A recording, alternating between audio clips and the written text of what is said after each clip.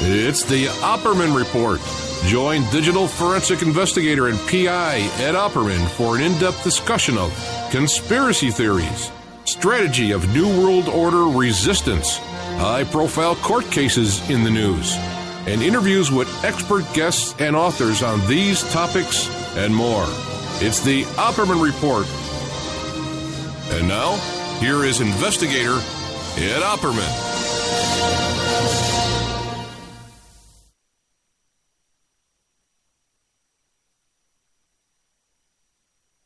I'm your host, private investigator Ed Opperman. Tonight, what I'm going to be doing is playing for you a show, an interview that I did with Dylan Wde on People's Internet Radio. He interviewed me about a month ago about the Jeffrey Epstein case, and it came up tonight in a discussion, so I thought I'd play it for you because I don't think it's gotten that much play. It's not on YouTube. It's not available anywhere else. So I figured I'd throw it up tonight on Spreaker, iHeartRadio, and it'll be up on YouTube tonight in about another 2 hours. So this is an interview I did with Dylan Wde from The Truth Speaks. It was played on People's Internet Radio about a month ago. And it's about the Jeffrey Epstein case. And one of the reasons why I'm playing this is because I've gotten a little grief over this. A little bit of a pushback on this one here about some things I've said. So I just want to go out there and show these guys I'm not afraid of them, and I'm willing to not double down. They call it double down. That's what they call it. Right? I'm not walking back from this interview. I'm double downing on it.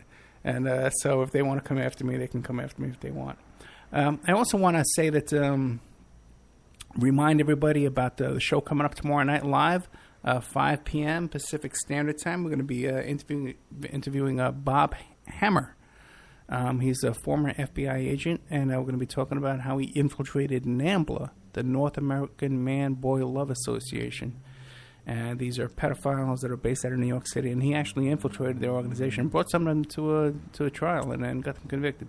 So we'll be talking to him tomorrow night. And then over the weekend, I'm going to be doing a whole bunch of interviews this weekend that we're going to be putting in the members section. I thought about putting this show in the members section, but it's too important, so we have to get this out. I have other interviews coming out that's going to be going on YouTube and Spreaker and iHeart, all this kind of stuff. Tune in. One with Ramona Africa, and another one with about I got two coming up about all this Baltimore stuff going on. One is with the public defender in Baltimore, and her story is just incredible about how these people they arrested on Monday have been held without being able to contact anyone to get bailed out. These are minimal charges they're being held on, trespassing charges, nonsense charges, failure to obey charges that normally you would get released, within a half hour. They've been held since Monday. And one story she tells is about how these women that were held in a 10-by-10 room, there were 15 women held in this room, they could not even all lie down and sleep at the same time. They had to take turns lying down. And the water in the sink did not work. It was not potable, drinkable water in this sink, so they could not drink any water. And they were fed bread, 3 slices of bread, and a little juice box. And they wouldn't eat the bread so that they could make pillows out of the bread so that they could lie down and they wouldn't have to put their face down on the filthy floor. So that's what's going on in Baltimore right now. So we're going to be doing some shows about that coming up as well.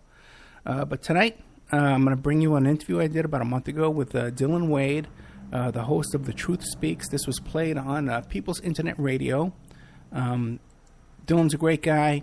He's a 15-year-old kid. He's friends with my daughter, Victoria. He hosts a couple of different radio shows all around different stations and stuff like that during the week. And this is an interview I did with him about Jeffrey Epstein, who was convicted of... he's a convicted sex offender. And we'll get into more of that. And if you can look up, too, on the Opperman Report YouTube channel and Spreaker and iHeart, you'll see more, and even tune in, you'll see more interviews and shows I've done about Jeffrey Epstein to give you a little more information that we got out in this case, in this interview here. But it's all great stuff and stuff that we need to be resisting and fighting back. We need to be aware of. So that's what we're doing now. So tomorrow night we have Bob Hamer about NAMBLA. I got coming up great shows, man, both in the members section on Opperman Report. If you go there and where it says join now, we have all different kinds of interviews on there, different people, but also different shows coming up. And one I'm really excited about is we have the FBI agent that was in charge of the anthrax investigation. And he's so disgusted and outraged by how that investigation went that he's suing the FBI. So we have him coming on in about a month. But between now and then, we have shows coming up about the Marilyn Monroe assassination, about Oklahoma City bombing. We have this guy, Ted Rubenstein, I believe his name is, who was a roommate of Emory and knew Mae Brussel. And he's going to be filling in, too, to help out with the Oklahoma City bombing show. And then we have Marilyn Monroe coming up. And, we got some great stuff about how Obama's a CIA agent. We have some people coming on to explain to you about how Obama's not a socialist, he's not a communist, he's not a Marxist, but he's actually has a CIA background. So this is all that we have coming up for you. And then a whole bunch of interviews coming up in the members section. So if you want to partake or parlay, you might say, in the members section, you can sign up there if you go to OppermanReport.com and look for the members section there and sign up. We really appreciate that. That gives us the funds to do these extra shows that we're bringing you for free. And it also, you have access to these shows that are not being broadcast anywhere. So tonight what we'll do is we'll play it for you. This Dylan show that I did with Dylan about Jeffrey Epstein.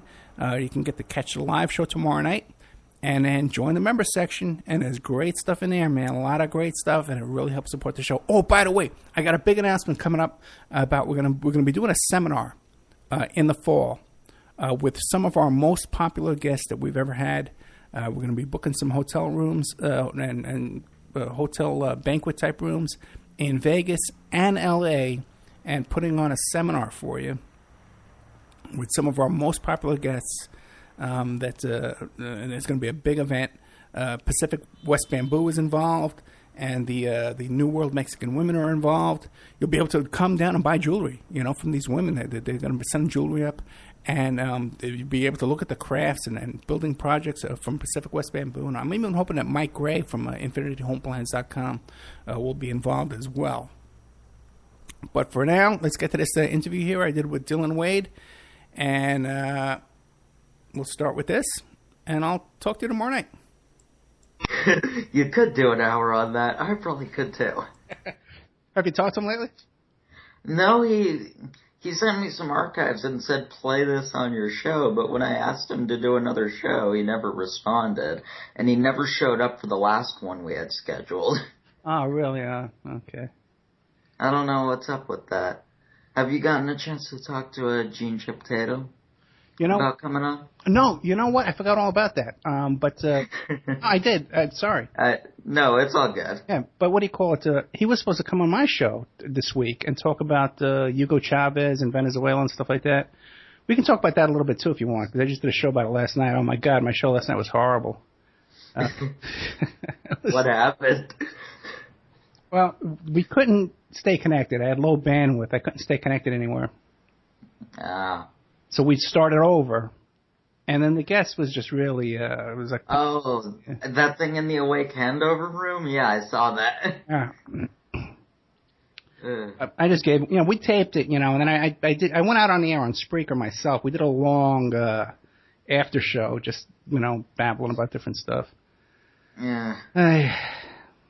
I actually just started up a network. Oh, really? Yeah, I fired one up with Jim Lee from Climate Viewer. We're going to launch this week. Okay, great. What's it called? Climate Viewer TV. Okay. It's going to be through YouTube. Ah, very good, very good. Look at you, man. The mogul.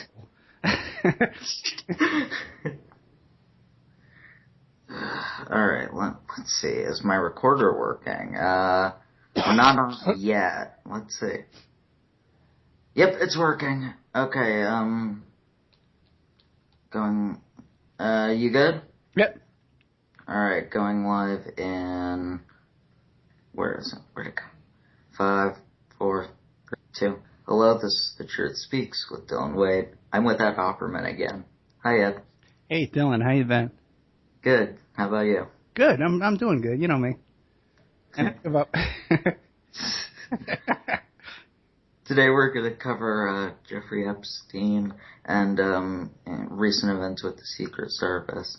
Ed, you know more about those topics than I do, so you want to kick it off? Well, the whole thing with this Jeffrey Epstein case, it's really fascinating because one of the problems is that when people see it reported in the news, they're not getting the full story, and they're getting the wrong idea, and it's being kind of misdirected and misreported in the news. Now, anyone can go out there. You can sign up to Pacer, P-A-C-E-R, which is an online database for lawyers and paralegals and stuff like that. But you can get in there with a credit card, and the case number is 08-80736. And all the pleadings, and it's a federal action, okay? And all the pleadings in there, it's public information. Anybody can go in there and pull it up. There's a lot of reporting about this case. You see on the news about how they're calling it Epstein's sex slaves, and he was giving sex slaves over to Prince Andrew and to Alan Dershowitz and Bill Clinton, and they're trying to sensationalize the story. But they kind of make it seem like this lawsuit going on in Florida right now is some kind of women looking to sell a book or to get movie deals or whatever and get their 15 minutes of fame by mentioning all these names and suing Epstein and trying to get they're out for money. Right. As with most cases that get blown out of proportion by opportunists. Right. But the thing is, see, that's what they want you to think. But that's not what this is at all, okay? Epstein's already been convicted. He's already taken a plea deal on these charges. Really? Oh, yes. You see what I mean, man? Dylan, nobody knows. I always give you the real story, Dylan, man. Every time. I know. I know you ruined my perception. Yeah, I know. See, and as soon as I told you about Epstein, you says, it's that scandalous kind of gossip kind of thing. It's not at all. No, but it's being misreported in the alternative stream as well. It sure is. It sure is, and it makes me wonder why. Because there's a lot going on here behind the scenes. Now this litigation... Especially the police cars going off. Well, they're probably coming for me right now. They're still upset about that show we did about the Millers, you know? Yeah. I gotta post that again. That was a good show. Oh. That's a great story, man. I wish more people would stick to the facts on that story, and really, it's a great story for what it is. And you don't have to sensationalize that. You really don't. You really don't. But what Epstein had, the litigation right now down in Florida it's a federal civil lawsuit of these victims suing the federal government. They're not suing Epstein right now. Sorry, I want to get one quick thing before you continue. For the audience who doesn't know, who is Jeffrey Epstein? I think he's a BBC, correct? Nope, not even close. Yep, figured. Jeffrey Epstein is a really interesting character. They describe him as a billionaire hedge fund manager, or a billionaire financier, they describe him, which is in itself an interesting way to describe this character. Because he only has one client. Epstein's history is really interesting, okay? He was born in Coney Island, Brooklyn. And he went to Lafayette High School, which is not a significant high school to go to. It's sort of like a trade school. If you've ever watched the TV show Welcome Back, Kotter? I go to a trade school, so... Well, okay, then but this is kind of about Brooklyn. Brooklyn. It's a real it's a ghetto kind of school. Okay, it's a ghetto school. It's not a college preparatory school whatsoever. Okay, and it's a really a mediocre school to say the least. And at the time it was even worse. So now he attended Lafayette High School and he left there and he got into Cooper Union. which back at that time was even today, it's a very prestigious school in New York City in the Village. But at that time, they only accepted about 5% or 3% of their applicants to their school. And then anyone who was accepted got a free college tuition. Okay? Well, that's nice. Yeah, it was all sponsored and scholarship. There was a lot of stuff that went on like that back in those days. This is back in the 70s. You got to remember. No, that makes sense. It was a totally different time, my friend. Nowadays, you want to go to college, they rack you up for $100,000, $200,000. I know. I'll be dealing with that in a year or so. Yeah, and then you pay it off the rest of your life. Yeah. And you can't get out of it with bankruptcy or anything, too. They got you. Right. So anyway, so he went to Cooper Union, but he was only there for a couple of years. And then he wound up over at NYU, doing some kind of mathematical studies over there, right? But he leaves these colleges without any kind of degree at all. And somehow he winds up as a teacher at the Dalton School on the Upper East Side of New York City. Now, this is a really fancy school. There's a private school where the little boys wear blazers and ties, and little girls wear those little schoolgirl outfits, with the plaid skirts and stuff like that. And he's teaching over there at this junior high, senior high school. And no one talks about how this guy was a school teacher at one time. No one talks about it at all. Uh-huh. But considering the current scandal, that would probably be important information.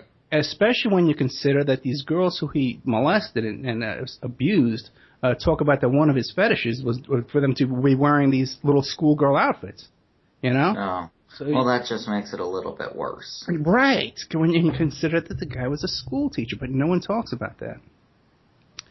I wonder why. Good question. You know what? There's so much in this story that's not reported at all. Okay? And there's connections to Donald Trump, Adnan Khashoggi. You know me. I look for all the connections, and I find all the connections. Okay? And in this one, there's connections to Michael Jackson, to Chris Tucker. There's all connections in this case to Woody Allen. And he just had a scandal recently as well for a similar for a similar crime. Exactly, yeah. And Woody Allen went to dinner at this guy's house in Manhattan, at Jeffrey Epstein's house. And wasn't there stuff with Michael Jackson about that too? Yeah, absolutely. Michael Jackson, of course. I can tell you a story, Dylan. Back in the 80s, I used to be in the cell phone business. I sold cell phones and beepers and cell phones out of a kiosk in the mall. And we used to install car phones in people's cars. And the guy who installed my car phones, we used to socialize together, and I met his dad.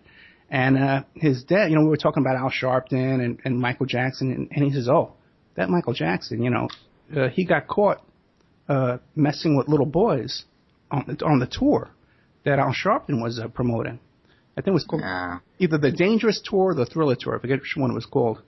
But there was a big mafia guy involved in it too. Francesi was one of the promoters, and Al Sharpton was one of the promoters. And he says Jackson got caught with one of these little boys, and they covered it all up.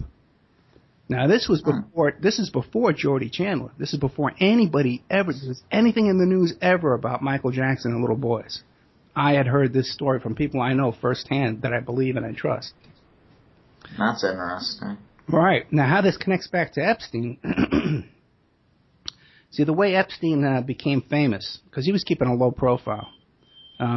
He left this college. He was teaching for these little kids in the school here, in the Dalton School, and he left there to go work at Bear Stearns, a brokerage house in New York, and he became a partner there at Bear Stearns. Now, the story is that he was tutoring a little boy over at the Dalton School, and he became friends with the little boy's sister, and they had a relationship. Yeah, right. And the kid's parent was one of the partners over at Bear Stearns. And they met him, and they says, oh, you're an amazing guy, you're brilliant, come to Bear Stearns, and we're going to make you a billionaire. So now, in New York City, there's a lot of guys without a college diploma that go work for these brokerage houses, Bear Stearns and such. But to become a partner is very unusual. Sorry about the fire alarms. My family's attempting to cook. Oh, okay, good. Well, listen, if you need I got my axe right here. I got my hose. I don't know if I told you this, but I'm a volunteer fireman on the side. I can be there in 6 hours and I can get you out of there, right? 6 hours? You're on the other side of the country. Well, yeah, I gotta fly over there. Just hold your breath, okay? I'll be right there for you, man. Don't worry. All right. Now, he's working at Bear Stearns for 6 years, and he leaves there, quote-unquote, a billionaire. Okay? And he announces, according to his biography, he announces that he's only going to take, in order to be a client of his, he's going out on his own to set up his own hedge fund. In order to be a client of his, you got to have $1 billion in assets.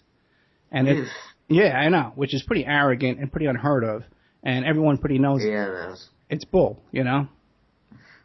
Yeah, I don't know why he would do that. He's whittling down his clients so far.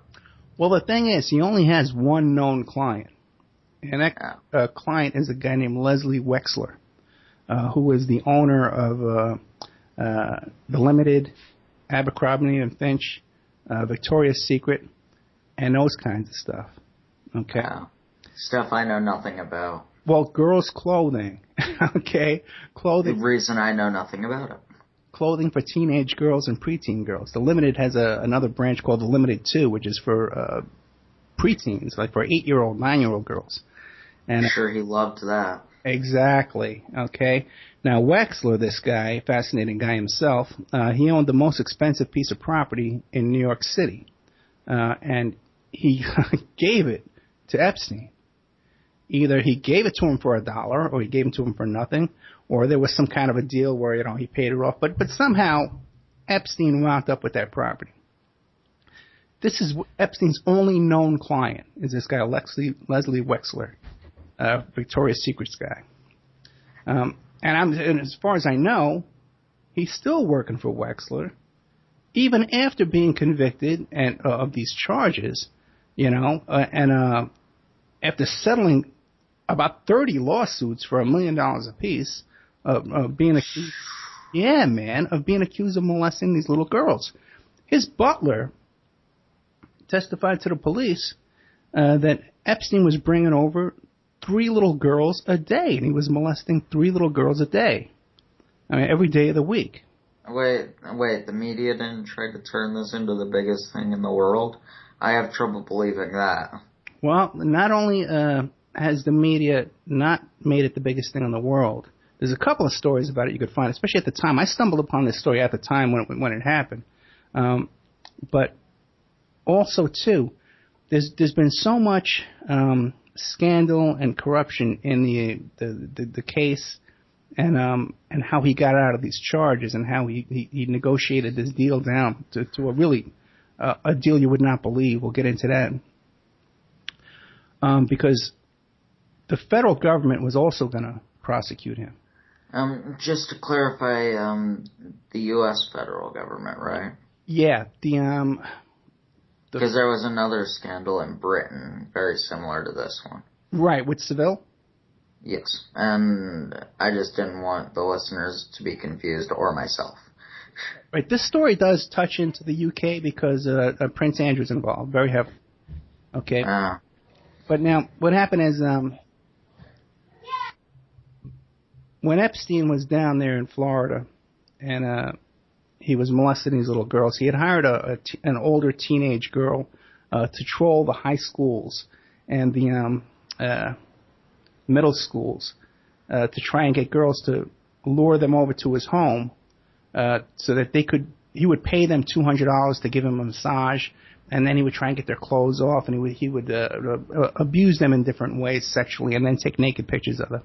And in this Palm Beach mansion, also, by the way, these girls who were going in and out, there was about 10 girls who actually were interviewed by the police. But I read the affidavit, the probable cause affidavit. I read it myself.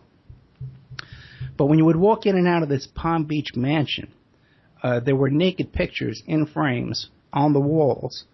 From the entranceway all the way up to where the massage room was. You could see it on the stairway walls and all over the place.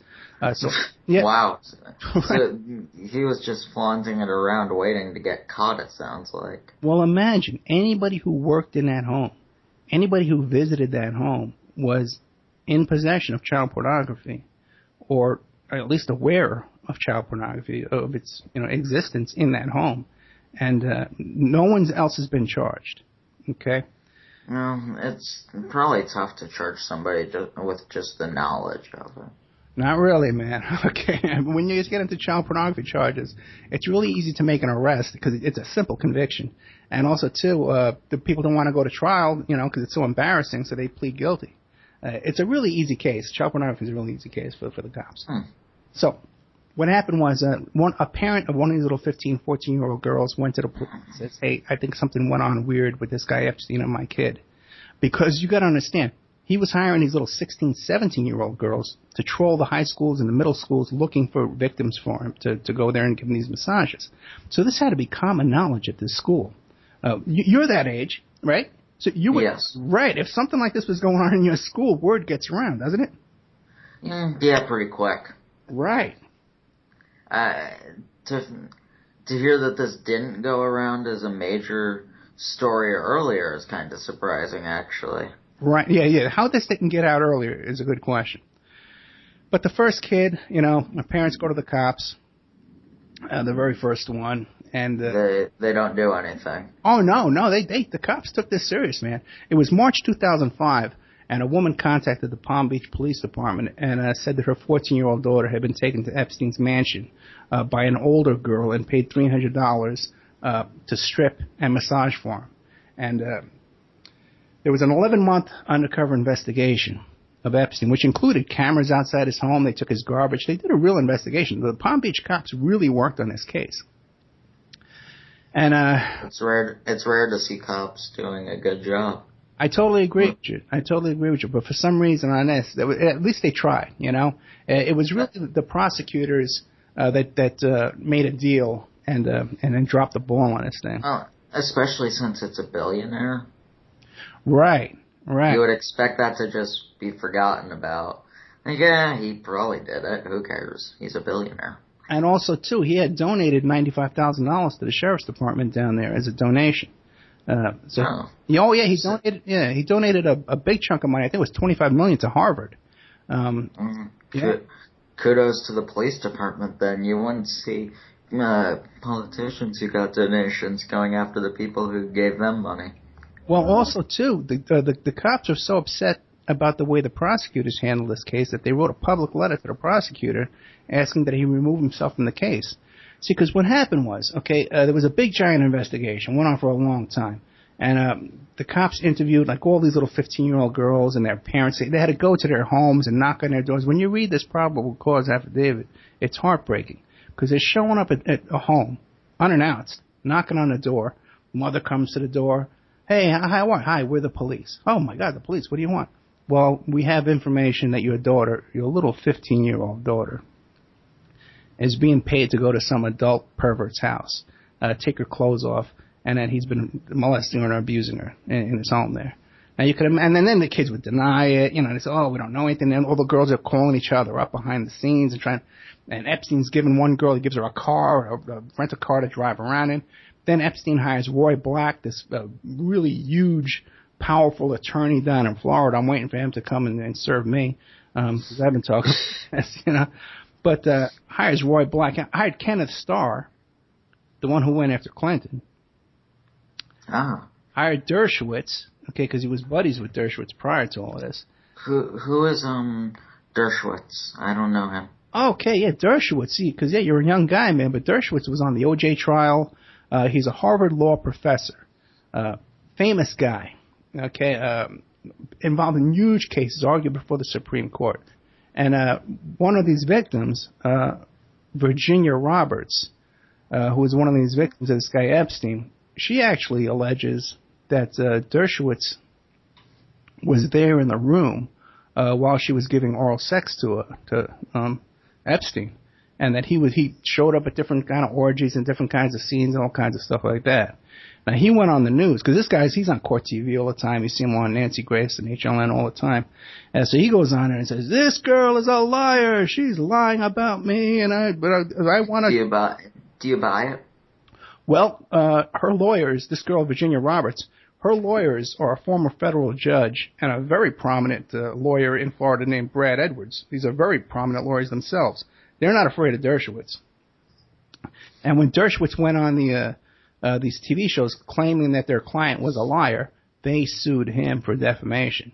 So now Dershowitz has to appear before a judge and has to be deposed and has to answer to discovery. See, because you got to understand, there's all kinds of records here, man. There's flight records that have the names of these people on flights going to the Virgin Islands. This guy Epstein had a private island in the Virgin Islands. He has a ranch out in New Mexico. He has a huge townhouse, the largest property in New York City. He owns the largest townhouse in New York City. And he owns this mansion in Palm Beach. Wow. Yeah. And he did this somehow coming out of Lafayette High School in Coney Island. Okay? Which by itself is hard to understand. And now anyone coming out of the ghettos of New York and doing that is kind of impressive. Well, exactly. And see, the guy he was keeping a low profile. He became famous because he gave a flight. He let Bill Clinton, hitch a ride on his plane to Africa to go to an AIDS conference. And on that plane with him was Chris Tucker and a couple other characters. I think Kevin Spacey was on the plane. A couple other, some porn actress named Shantae Davis was on this plane. And they're going to Africa. So this hit the news and people said, hey, who's this guy Jeffrey Epstein that's hanging around with Bill Clinton, you know? And when they found Epstein's address book, he had 25 separate phone numbers for Bill Clinton, for his assistants, for his email addresses, all his private information on how to get a hold of Bill Clinton. How did they acquire that information? Oh, that's an interesting story by itself, because Epstein's butler, this guy that worked for Epstein, the one who I told you before, how one of the House members testified that there were 3 young girls coming to the home every day. Yeah. This butler was never arrested for anything involving that. But he stole Epstein's address book that had all this information in it. And so there were little underlines and notations in the address book with people's names that were associated with the massages, because that's what Epstein called his molesting these little girls, his massage-related clients and stuff like that. So he never got arrested for being in his home when 3 little girls were coming over there every day. He never got arrested for being in a home where there's child pornography on all the walls in his home, in a place where he works every day, and not reporting any of that. He got arrested because he stole Epstein's address book, and he did more time. He did more time in prison than Jeffrey Epstein did. Oh, of course he did. Yeah. Let me tell you. Let's get into that real quick. Okay, that's one of the most disgusting parts of this story. Epstein could have gotten. I don't know if it's one of the most disgusting parts. Yeah, I know. It's a matter of opinion, yeah. Epstein could have got 40 years, 60 years. There's guys doing life in prison right now for less than what Epstein did, okay? There's no doubt about that.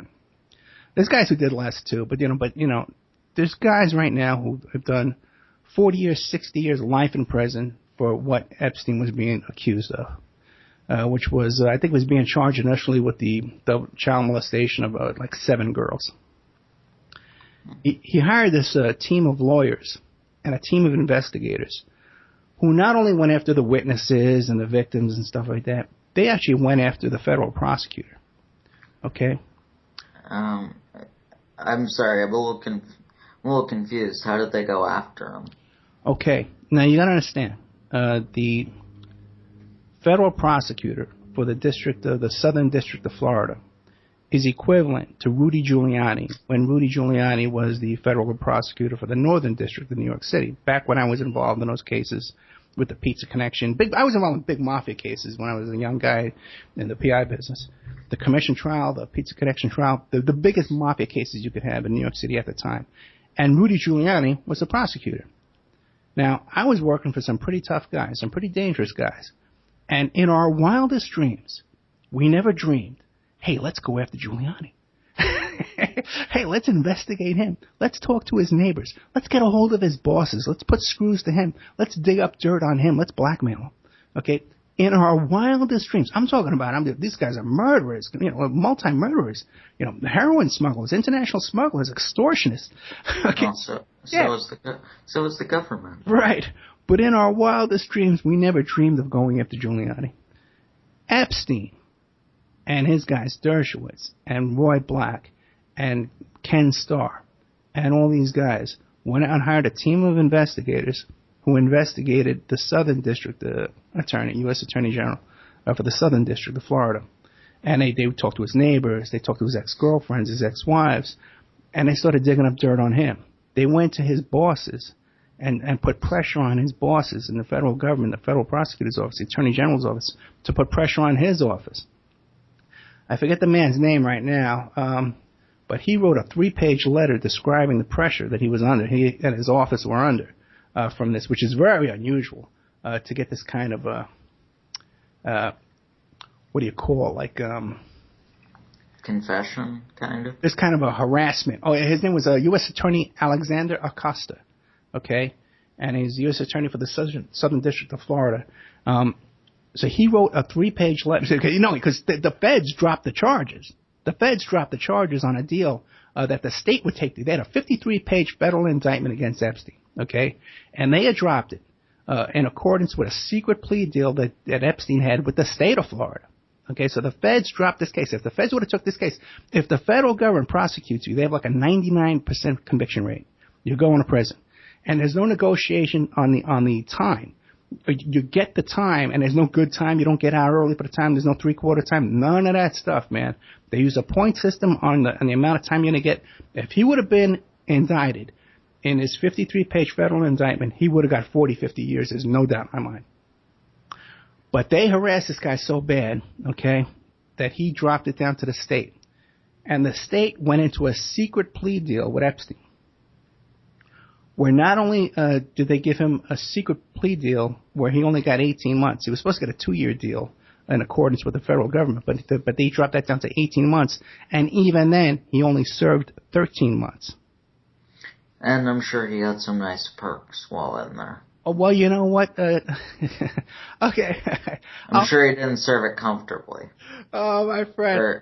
I'll let you guess. I'll tell you what the kind of perks he had in this jail. This is the same jail, the same sheriff's department that he had donated the $95,000 to. I'm sure he was allowed to leave his jail cell at least once a day for a few hours. You think so? Yeah. He only had to sleep in jail. I'm not surprised. He had work release. And he spent 13 months in jail. He had work release where he could. What did he actually do? Well, because he was a hedge fund manager, and so he was allowed to leave and go to work, get on his private plane. He only slept in jail for 8 hours a night for 13 months. And Sundays he had to spend the whole day there on Sunday because you don't work on Sunday. So he really only had to spend about 1/7 of the time he should have. It's outrageous, brother. And not only that, he would leave, get on his private plane, fly to New York, fly to New Mexico, fly to the Virgin Islands, leave the country, and fly back and go to sleep in jail. 13 months. Well, they might as well have just taken the jail cell to him. Well, they kind of did, because he was in a private wing. There was no other prisoner in the wing where he was present. It was empty. Okay. Well, if he had been in the jail cell with other people, they probably would have killed him. Well, you know what? I don't think so, because he had some friends in there. He had some kind of friends in there for sure, because we have his commissary. We have a list of everything he purchased on the commissary as well. And he was definitely buying gifts for other people. He was buying shoes and clothing and stuff, things he didn't need for himself, for sure. But he also purchased on his commissary report Jergens hand lotion and Vaseline petroleum jelly. So here's a guy who is such a pervert and so sick that he's only in jail for 8 hours a day, and he has to buy Jergens hand lotion and Vaseline petroleum jelly because he cannot keep his hands off himself for 8 hours while he's in a private jail for 13 months. Okay? That's the kind of sick guy we're talking about. Now, not only this, but he got a visitor. Yeah, probably had several visitors, but one visitor we know about for sure was a man named Jean-Luc Brunel. Don't tell me they let little girls into the jail. Please don't tell me. Yeah, you know what, man, I tell you, that would be probably the only thing that's would be so outrageous that couldn't possibly have happened. But it's not that I know of, but it would not surprise me at this point, because he had a visitor from this guy, Jean-Luc Brunel, who was known as a modeling scout. Oh, no. This character has his own accusations. Way back 10, 15 years ago, he's been on 60 Minutes, did a show about him, about his activities of being on the model scenes, being a model scout all over the place, and that he would drug the models and give them roofies and stuff like that at nightclubs and take them back and rape them, okay, and underage models as well. Now, the allegations by one of the victims in this case, Virginia Roberts, was that Jean-Luc Brunel was able to get passports. He had some kind of scam where he could get passports, real passports, but, at his own whim. He didn't have to go to a passport office to get them. He could just get them made for him. And he would go to these countries like Eastern Europe and Thailand and get these little girls, 12, 13, 14, 15-year-old girls, and he could fly them around the country and do whatever he wanted with them. Now, he met with Epstein 67 times. He had 67 visits with Epstein in the prison. So these are close guys. This guy looks more guilty every time you open your mouth. Yeah. Well, one of the accusations against Jean-Luc Brunel by Virginia Roberts was that as a birthday gift for Epstein, he gave him 3 little 12-year-old girls from Paris and gave him these 3 little girls as a gift. So one of the other issues is after Epstein got out of jail, because Epstein's a free man today. Yeah, and he's out. And if you live next door to him, by the way, the charges that he pled guilty to were soliciting prostitution. So he's a convicted sex offender, but he's not a convicted child sex offender. And if you live next door to him, if you live next door to his mansion in New York, or you live next door to his mansion in Palm Beach, or you live next door to his mansion and ranch out in New Mexico, and, you have kids, and you sit down on your computer and you type in the zip code, hey, are there any sex offenders living on my block? Let me take a look. It doesn't show up. He doesn't show up as a convicted sex offender because he gives his legal residence as the island, and his private island in the Virgin Islands, where he owns the whole island, and the president of the Virgin Islands' wife works for him down there as part of his hedge fund company. So, before we get too sidetracked, with all the different tangents this goes in, we could probably do a 2-hour show about this. What are his connections to Prince Andrew and Bill Clinton? Well, the first connection that came up to Clinton was that he flew Clinton and Chris Tucker and some young porn star, a whole bunch of characters. Israeli Prime Minister to Africa. Yeah, to Africa. Colombian president was on his jet. All these characters he had. Kevin Spacey, Chris Tucker to Africa. Now, Chris Tucker, you got to remember. Now, why does he come up? Why is it important, Chris Tucker? I actually don't know who Chris Tucker is. Okay, he's a comedian, a stand-up comedian, who did some movies with Jackie Chan. I forget what they're called, but he did huge, grossing movies. But it's interesting because Chris Tucker has his own private plane as well. And his name came up in the Michael Jackson child molestation case when Michael Jackson went to trial on those charges. And you said you were involved in that case? No, I just knew a guy. Now, I wasn't involved in that case. I kind of was involved in that case. But what I knew allegations about Michael Jackson before any public allegations ever came out back in 92 by the first kid, Jordy Chandler, that Michael Jackson settled for $20 million with Jordy Chandler. I did a great show about that with Diane Diamond, who talks about things that went on behind the scenes in that case with Michael Jackson's molestation of this kid, Jordy Chandler, that I had no idea about. And I've been following this case very, very closely. I've read all the negotiations. I read all the transcripts of the negotiations when Anthony Pellicano was negotiating with the parents of this kid for the $20 million. So I have some questions. But later on, it's kind of interesting because I did some email tracing in some different cases, and I got the attention of Mark Garagos, who was Michael Jackson's attorney in this most recent case for a while there. And I got some work from these guys. They all knew my skills at tracing emails, so I kind of wound up doing some jobs for them. That was my only connection to those cases. I have worked with some of the lawyers and investigators and stuff. Case, yeah. Okay, I thought you had said you worked on the case a while back. No, that was when I had my beeper company, that my car phone installation guy, his father worked for Michael Jackson. And we had that information about Michael Jackson molesting little boys before anybody. Now it's a big joke. Everybody knows about it. But back in those days, no one had even heard of it. But Chris Tucker's name came up, and he testified at this last criminal trial of Michael Jackson, because what happened was, I don't know if you remember the story, but there was a TV documentary with Martin Bashir.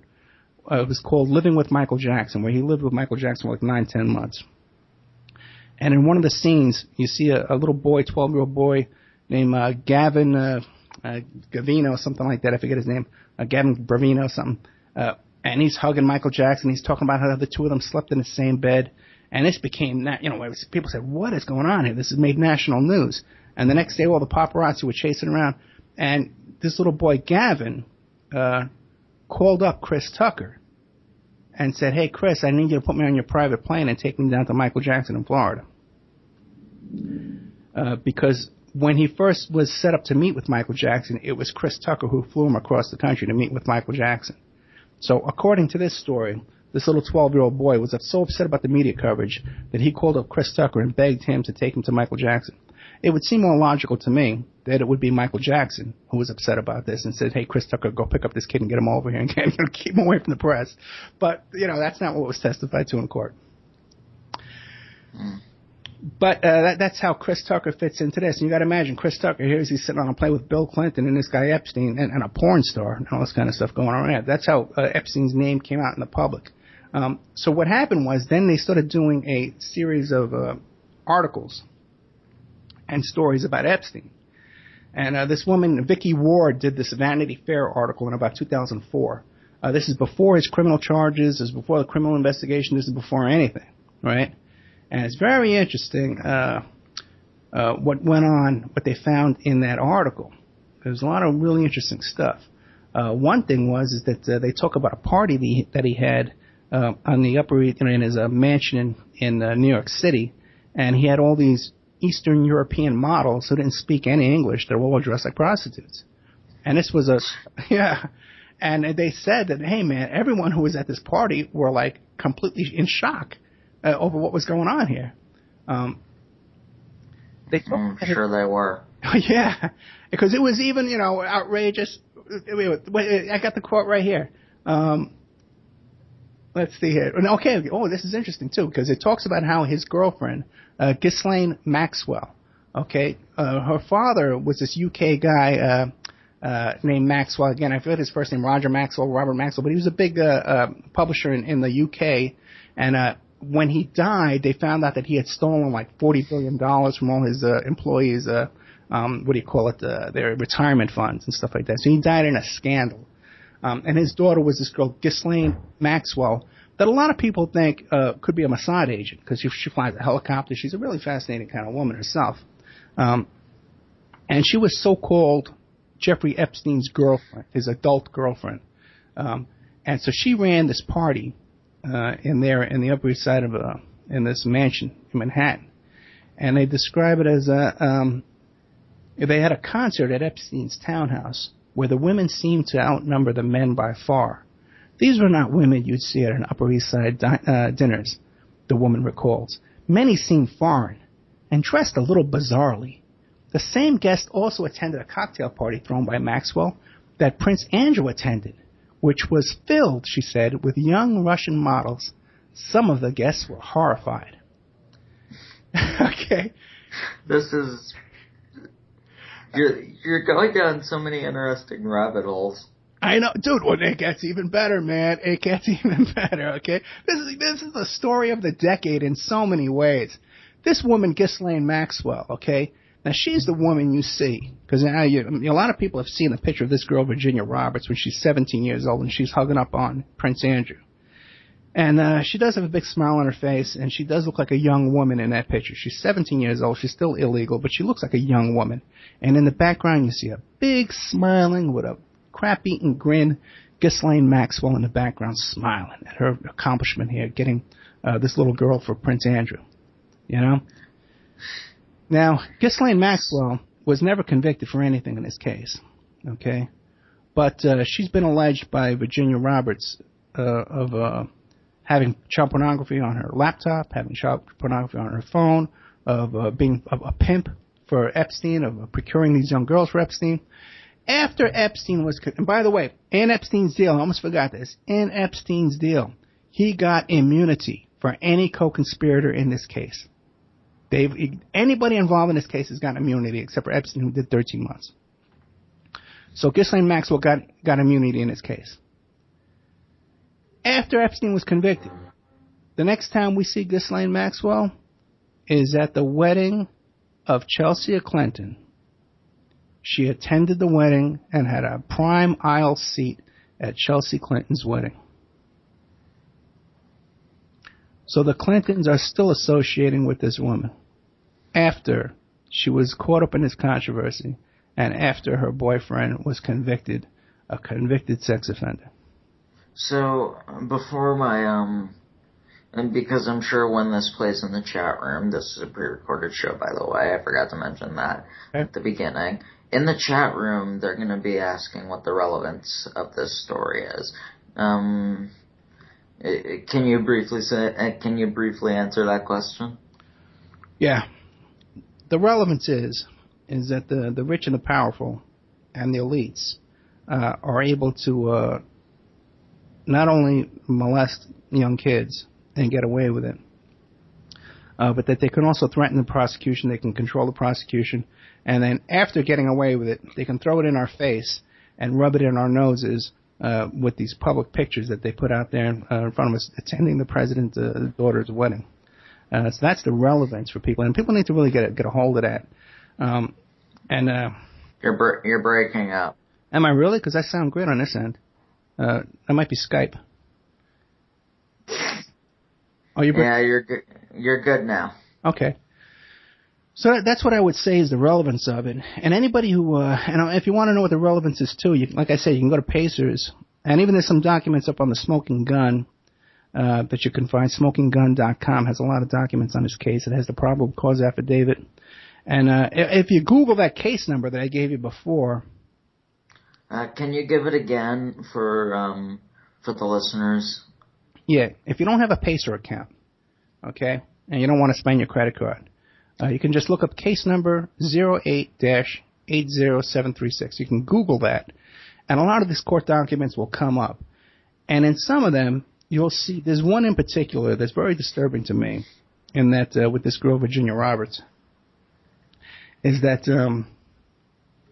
because we see that the picture of her is 17 years old, hugging on Prince Andrew. She looks like a young woman. But there's other pictures in there, too, where she's 12 and 13 years old. And Epstein's taken her to New York City. And you can see her like on the Staten Island ferry and walking around New York City. And she looks like a little kid. She's a little kid, you know. Well, you know, when you see her 4 years later, 5 years later with Prince Andrew, yeah, she's been groomed for 4 years. Her life's been turned upside down. Her family was terrified. She would write letters to her mother and her grandmother saying, hey, listen, you know, and they'd be telling her, you got to get away from this man. You got to escape from this man. You got to get away somehow. You know, but they were all in fear for the man's power and wealth and all this kind of stuff, you know. And people have to understand that this litigation down in Florida right now going on, it's not to get money. It's not to get fame. It's not he said, she said. He pled guilty. Her lawsuit is against the federal government because they made this deal with Epstein in secret, and it's a sealed deal. And they never consulted with the victims before giving him this sweetheart deal.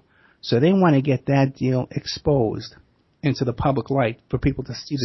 Right. Is it a criminal lawsuit or a civil? It's a civil lawsuit, okay? But if they can get it overturned, they may be able to get new criminal charges against him and a new trial and get that deal thrown out and get this guy in prison for 40 years. So that's what they're trying to do here. Not write books, not become 15 minutes of fame, or not any of that kind of stuff.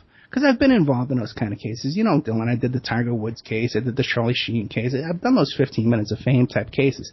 This isn't like that at all. And I would like to say, too, that if any of these girls are out there who have been a victim of Epstein, and you think, well, hey, listen, no one will believe me, I don't have any evidence or anything like that, call me up, okay? You can email me at oppermaninvestigations@gmail.com, and I'll help you out. We can look at your cell phone and your computer records and find some kind of evidence that attaches you to this man. You get part of this litigation, get this man finally thrown in prison for 40, 50 years, as where he deserves to be. Well, I have a tough time believing that somebody as powerful as Jeffrey Epstein, with connections to the Clinton family and Prince Andrew, will go to prison for very long. And if it's a federal case, not a state case, then it has to be done before 2016, because if Hillary Clinton gets in, I have a tough time believing he'll be in prison long.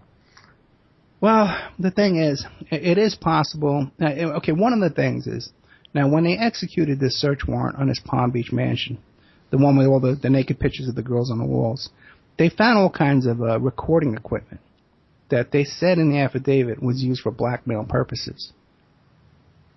He had surveillance equipment and recording equipment inside the home. And I believe that a large part of his power and his wealth comes from blackmail. At the time he was flying Clinton down to Africa, he was boasting that he was a member of the Council on Foreign Relations and the Trilateral Commission. Not something to boast about. Yeah, I know. And he's also boasting about being at parties with Evelyn Rothschild and being at the homes of the Rothschilds. So he's in with a seriously elite bunch. He's in with the elite. I would agree with you to a really serious extent, because his relationship with Prince Andrew wasn't just a passing relationship. They traveled together. They vacationed together down in Thailand. Okay, and there's pictures of them down on a boat down there, too, with little girls on the boat. One of the places where they used to meet up and socialize, Epstein and Prince Andrew, was at Donald Trump's Mar-a-Lago golf resort down there at Palm Beach. Okay? And this is around the same time, too, when Adnan Khashoggi, the international arms dealer and drug smuggler who was involved in Iran-Contra and the BCCI scandal and just about every kind of scandal you can imagine. The guy's been involved in everything. He was hiding out down there at the same time.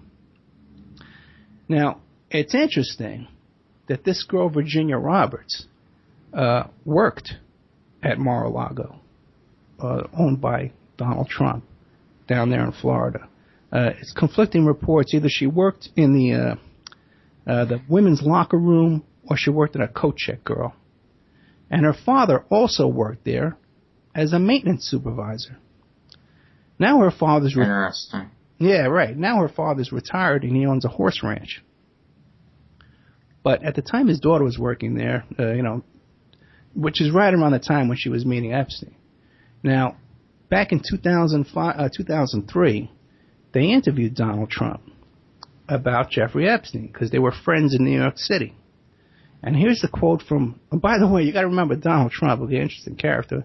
He bought the Miss USA teen pageant and the Miss Teen USA. Yeah, he bought these pageants and he moved them onto Trump properties. Like, I'm not saying there's anything suspicious there, but just kind of an interesting side note. But when they asked Donald Trump about his friend Jeffrey Epstein back in 2003, here's what he had to say. I've known Jeff for 15 years. Terrific guy, booms Trump from a speakerphone. He's a lot of fun to be with. I would believe he genuinely believes that last part. He's a lot of fun to be with. It is even said that he likes beautiful women as much as I do. Dude, listen to this. And many of them are on the younger side. No doubt about it, Jeffrey enjoys his social life.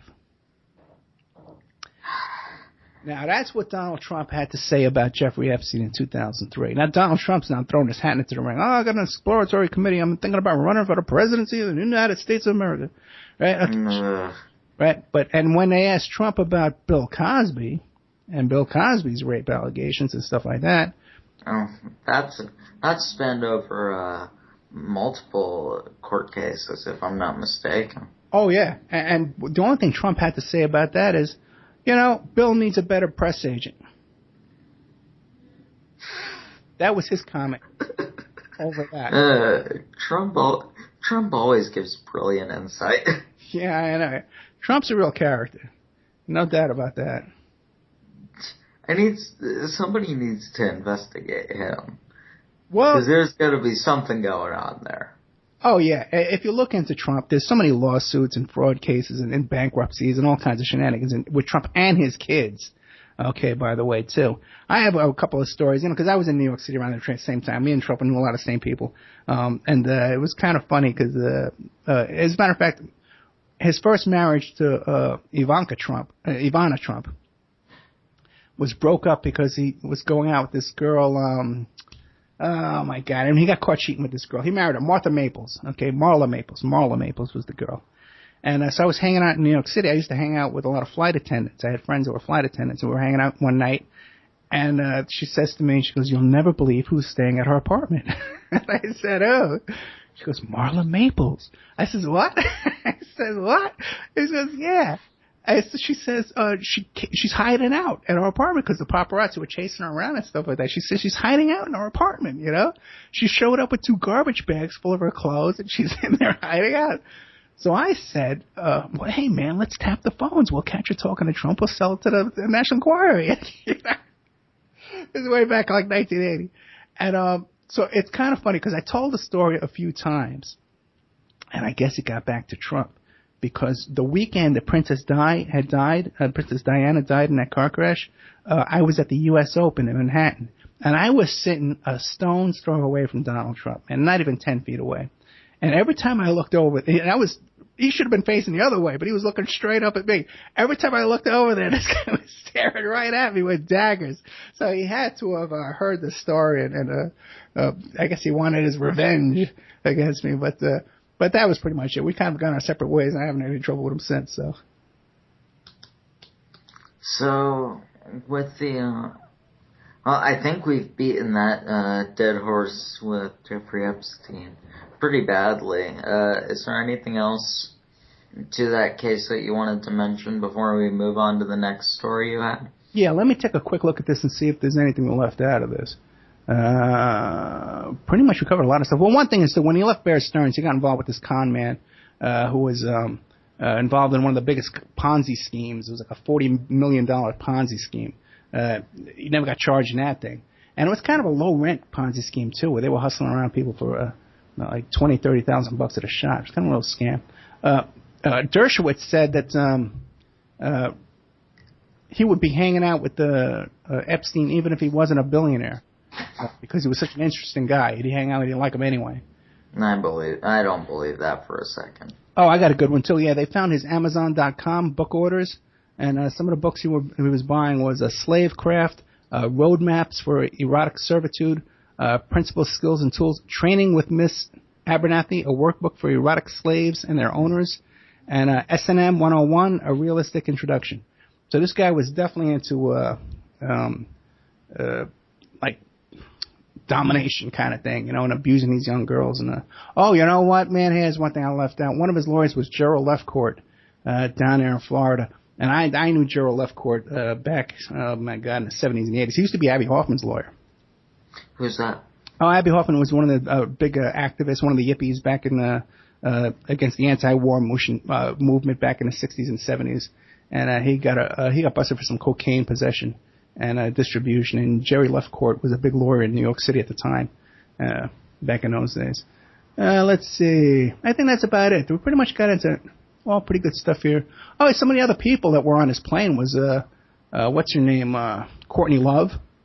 Don't know her. From the band Hole. I remember how she's suspected of murdering her husband, Kurt Cobain. Oh. Yeah, I had her dad on the show. Her dad's a really fascinating character. You should take a look at him. He's into all kinds of stuff. Courtney Love also too. That's a whole day's show. And that. Well, we can cover that another day. Another day, I'll get into that stuff. Yeah, so that's pretty much all the Jeffrey Epstein. That's all there is to that case? Yeah, I think so, yeah. So, the other one we wanted to move on to, you didn't, all you said was it was about the Secret Service. Do you want to tell my audience, and myself actually, a little bit about that case? Well, the reason why I bring myself into this Secret Service case, I got a lot of background with the Secret Service. I was involved in a couple of congressional investigations into Secret Service misbehavior and activity. The first time was the case of the D.C. housewives that were the White House party crashers. You might remember the Real Housewives of Washington, D.C. It was, about 8 years ago. Man, I probably don't, because I was like 8. Right. 8 or 9, so... No, I don't remember anything from back then, so... This couple, Mikhail and Tariq Salahi, they were kind of like, they wanted to be reality TV stars and stuff like that, and they got on the Real Housewives. You like the Real Housewives of Beverly Hills? They had one in D.C., the Real Housewives of D.C., and what happened was, on film and on camera, they snuck into the White House to a White House party, okay? And it's kind of, it's up in question how they got in there, whether they had an invitation or whether they got in. But certain things came out. I wound up working for this case because Mikhail turned up missing, and everyone was worried. They thought she was abducted or kidnapped or something like that. This was a couple of years after this Secret Service stuff. And they thought that she had been abducted, but she had actually run off with a rock star from Journey. Okay? She was with this rock star. But they had hired me to find her and locate her and stuff like that, and my agent was working for them, so I got involved, and then they were divorced and I got a whole involved in this case. But I had my first exposure to a congressional investigation into the Secret Service and into this White House gatecrasher incident. And what I found out is that the security at the White House is a lot more lenient than people realize. No, I think they realize it now. Yeah, you know what? It seems to be coming out more and more. But there's just so many shenanigans going on with these Secret Service agents. It's unbelievable, man. You would not believe. So the second time I got involved in this was with my case. We've talked about it before, with my case with the Shirley Tripp, the young girl who was the prostitute in Alaska. And one of her. I don't think we have talked about that one, actually. Okay, well, I usually talk about it. I'm surprised. I mean, maybe you had fallen asleep by that part. I was talking about it. You had fallen asleep. By the end of the show, you woke up. Maybe. Yeah. So what happened? Okay, I have a long story short with the old, what do you call it? Shirley Tripp story. Okay. She's living up in Alaska, and she has a special needs child that she needs to take care of. And she's up there. She has a computer repair business, all kind of stuff like that. But she's also a massage therapist. And what she was doing is she was giving these little happy endings at the end of the massage. And she was running this little massage business out of her, a Craigslist ad, right? So one of the people that responded to a Craigslist ad was Todd Palin, the husband of Sarah Palin. Oh, no. Yeah. And so she began a relationship with him. And what happened was can you blame him? I mean, look at Sarah Palin. Actually, Sarah Palin's a pretty good-looking woman, man. Let me tell you, and a lot more fun than people realize too. Sounds like but she's a nut job. Yeah, definitely. Yeah, definitely. But the thing is that the real Todd and Sarah Palin in Alaska, these are real party animals, man. They had a weekly poker game. There was everyone knew about it. It was very wild. He was a former snowmobile racer, and she was kind of like she was a waitress. She was a what do you call it? What's that called? It's your day to know everything I don't. A beauty pageant. She was in a beauty pageant. She was a beauty pageant winner. She was in a beauty pageant. So she was a real character, real party girl. This chick. What do you call it? Sarah Palin. So anyway, my client Shirley Tripp got involved with Todd Palin, and he started recruiting her. He would send clients to her, and she would, visit with the clients, and then document her activity with the clients and report back to Todd Palin. Okay, for whatever purposes. Again, could it have been blackmail? Who knows, right? So now she gets arrested. The FBI, DEA, Homeland Security. Why does Homeland Security arrest her? Right, for a Craigslist prostitution case. 30 cops come busting into her little apartment there with machine guns, and I think they even had a flashbang grenade, you know? Oh, because that can never go wrong. Yeah, right, yeah. Nothing to worry about there, right? So what do you call it? They arrest her, and they're saying to her, hey, listen, we know that you're involved with powerful politicians and important people. We want to know what's going on here with we want to hear the story. So she didn't tell them anything. But they threw her in jail, and what she did was she contacted the National Enquirer to sell her story. And she sold her story to the National Enquirer for $50,000 about how she was involved with Todd Palin. And the police chief of Anchorage, Alaska, puts out a press release where he says, hey, you know what? We've heard of these allegations about Todd Palin, but we've investigated all of this. We've looked at her cell phone, we've looked at her Rolodex, her computer records, her laptop, and all of her stuff here, and we can't find any evidence to corroborate this story. Okay, so the National Enquirer says, hey, man, you're lying. We're not going to pay you. So Shelley Trips comes to me. She hires me. She says, Ed, we got to prove this story is true so I can get paid by the National Enquirer. Ed, real fast, can I take a quick break? Yeah, let's do it, because I'm losing my microphone here, and I got to find my Secret Service notes, too. So take a All right. We will be back after the break. Thank you. Okay. So, sorry about the quick break. I gotta tell my dad to let my dog out. She's at the door, crying. Yeah, no problem. I gotta find my Secret Service notes anyway, because I got a lot of good stuff in that. Yeah, this is an interesting, story. Now, when's that Secret Service? It's 2014. Hey, Ed. Yeah. Do you wanna do a show with my network? You can play my podcast. Can you send them over after you do them so I can play them? Sure. What day do you want them? What day do you play? Can't talk. Yeah. What day do you typically do them? I'm live Friday nights, but sometimes we have some problem editing and they're not ready till like Mondays. Okay, if you can send them Saturdays, I'll play them Saturday nights or Sunday nights. Okay. Yeah, I got your Skype. I'll put you in touch with Ann. She sends it out to all the different stations. What other hosts you got on there? Mike Montaigne from Mathematically Perfected Economy. Stephen Roberts might be on there. Jillian Troplicock from PIR.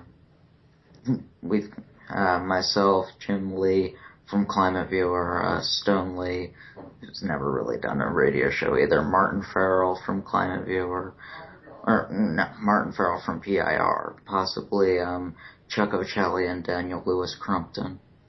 Okay. So there are a lot of hosts on there, a couple possibles, and possibly Liam Sheff. Okay, never heard of any of those guys, but all right. No, and Vinny Eastwood may be playing his pods on there as well. Oh, that'd be nice. Yeah, that would.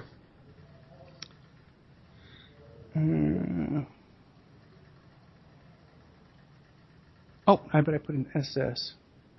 Yeah, I got these great notes on Secret Service. Man, you have no idea some of the stuff the Secret Service was doing, man. Uh-huh. I know they were drunk the day Kennedy was assassinated. Well, it's been a history of drunkenness and partying with these guys. In the Hamptons, they refused to rent houses to them anymore because they're partying. Man, crazy stuff. Like, they would leave a bar and leave their badges and stuff behind, you know? It's just crazy. Oh, that's amazing. It's crazy stuff.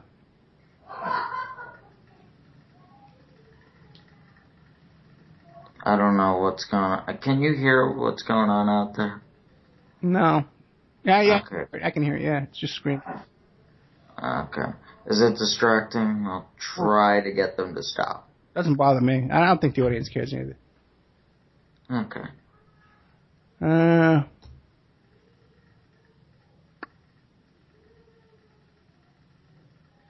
Wish my mic wasn't so sensitive. Yeah, I hear you.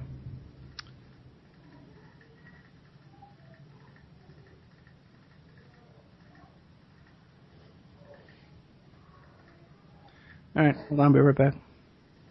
Okay.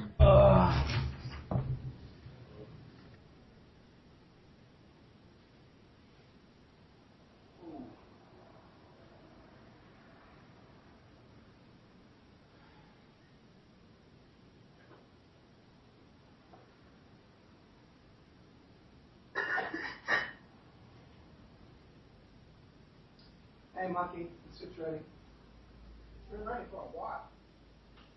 Yeah, all that. Who are you talking to? Oh!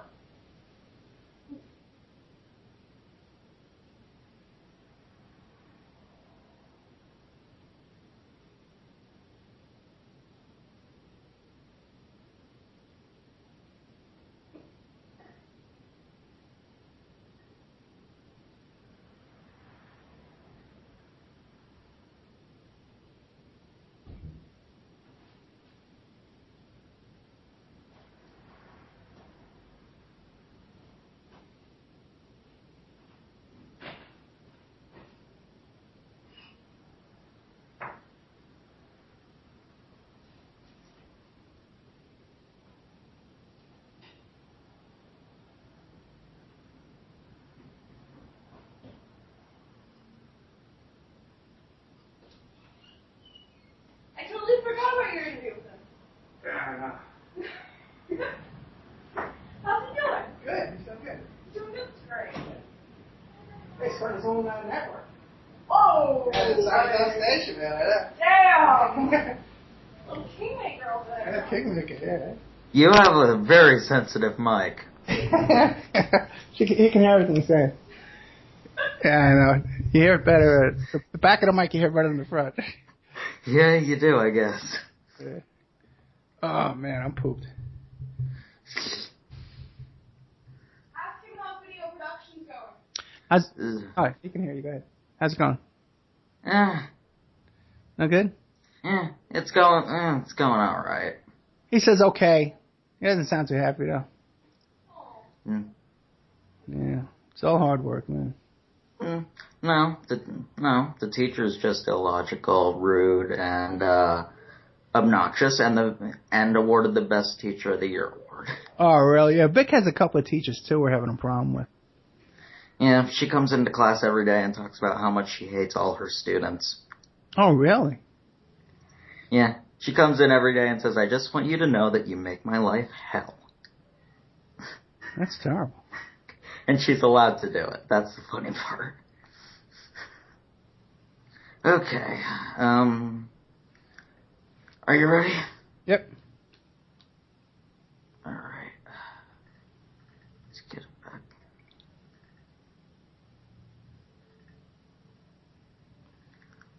We are back with The Truth Speaks. Ed, did you find your notes? No, I didn't, so I'm going to have to go by memory. But I lived all this stuff, so I remember it pretty good. Not like Alright. which I just read about. So, well, since you're going off of memory, where do you want to go with it? I know nothing about this case. Well, we had left off with my client Shelley Tripp, the young prostitute in Alaska. And what happened was the Alaskan police chief over there issues a press release saying, hey, we investigated all this, and nothing happened, we know all about it, ah ha ha. Right? So she wanted to sue the National Enquirer and get her $50,000, and no one wanted to help this kid, by the way. Everyone kind of had banded her, and I really had to think long and hard about getting involved in this, because, you get involved in some serious business here with Sarah Palin. At the time, she was still the next presidential candidate, yeah, you know what I mean? What a joke that whole thing was. Yeah, well, you know what? But when you look back with 20/20 hindsight, Here you have McCain's campaign director goes to Alaska to meet with them to decide if she's going to be a viable candidate. And who knows what happened. He comes back and they pick this chick from Alaska. Now, was there some other kind of blackmail involved in this? Was he, caught on tape with some prostitute or another girl or something else? Other kind of blackmail situation? That has to be it. John McCain's an idiot, but yeah, if you have one brain cell, you would know she's not viable. Well, you know what? But she is likable. There's a certain segment of the country, man, that thinks that she's just the cat's pajamas there to mix them up. Yeah, but but then again, there is a small segment of the population that's brain dead, also. Yeah, well, I don't know about small. I think, I think most of the population have brain dead going on there. Oh, yeah, all of them do, but. Well, the thing is, it goes back to with this police chief, right? When I started working on this case, he comes out and he admits, well, you know what? We never really looked at any of her equipment. We never looked at her computer. We never looked at her cell phone. As a matter of fact, I didn't even write that press release. Sarah Palin's attorney wrote it for me, and I just put it out on my letterhead. Also not surprised. But you think that would be front page news. But nope, you don't hear this story anywhere. I'm the only one talking about this story. You hardly ever hear it anywhere. There's a couple of stories out there about this, but hardly anything. So we work on this case for a good long year, trying to come up with to get some money out of the National Enquirer. When one day, we're sitting here, and I'm watching on the news, two Secret Service agents go down to Colombia, and they're down there, and they're the advance team, and they meet up with a couple of Colombian escorts at this Colombian brothel. They take them back to the hotel. They sign them into the hotel. And then when it's time, they do their transaction. But when it's time to pay them, they say, we don't want to pay you. We disagree on the amount. Now, in Colombia, prostitution's legal. So these prostitutes call the cops. The cops come, they make a big stink with the Secret Service. I think they even arrested them or something like that. It was like a big mess. Becomes a huge scandal. It's all over the TV, right? 24-hour news. Of course. But a lot of this wasn't reported correctly either. I get a call from Shirley Tripp. Ed, I know that guy. Ed, that guy did the same thing to me. He came and he got his goodies, and he didn't want to pay me. He left without paying me. She goes, Ed, I know that guy. He was protecting Sarah Palin. He was on the Sarah Palin detail. This is his name. This is about that. I know everything about him. So now the case is back open again. Everything's back open. Because now there's going to be a big congressional investigation and a congressional hearing into this Secret Service misbehavior down in Colombia. Now, a couple of things on this. A lot of people don't realize that these agents down there in Colombia these were senior agents. These were not just guys, rookies, kids. These guys were guys with 30, 40 years. These were supervisors that were down there. Now, when I went back into all that, we got affidavits from Shirley Tripp, we got statements. Went back into all the records, because I had photographed every single document in her police package. Oh, by the way, I forgot to mention this. Back when I was first investigating this, just to get the information to prove that she was with Todd Palin to get paid from the National Enquirer, when we finally got the equipment, the computers, and the cell phones and stuff out of the Anchorage Police Department locker, a couple of things happened. The first package we got, there was a pinhole prick hole in the envelope, just big enough we could stick a pinhole camera in there to look around and see what was in the package. Now, I get packages from Sheriff's Department, from Police Department, from prosecutors' offices, discovery, evidence, all the time. Never before have I had one that was tampered with a hole punctured in the package. This is the first time in this case.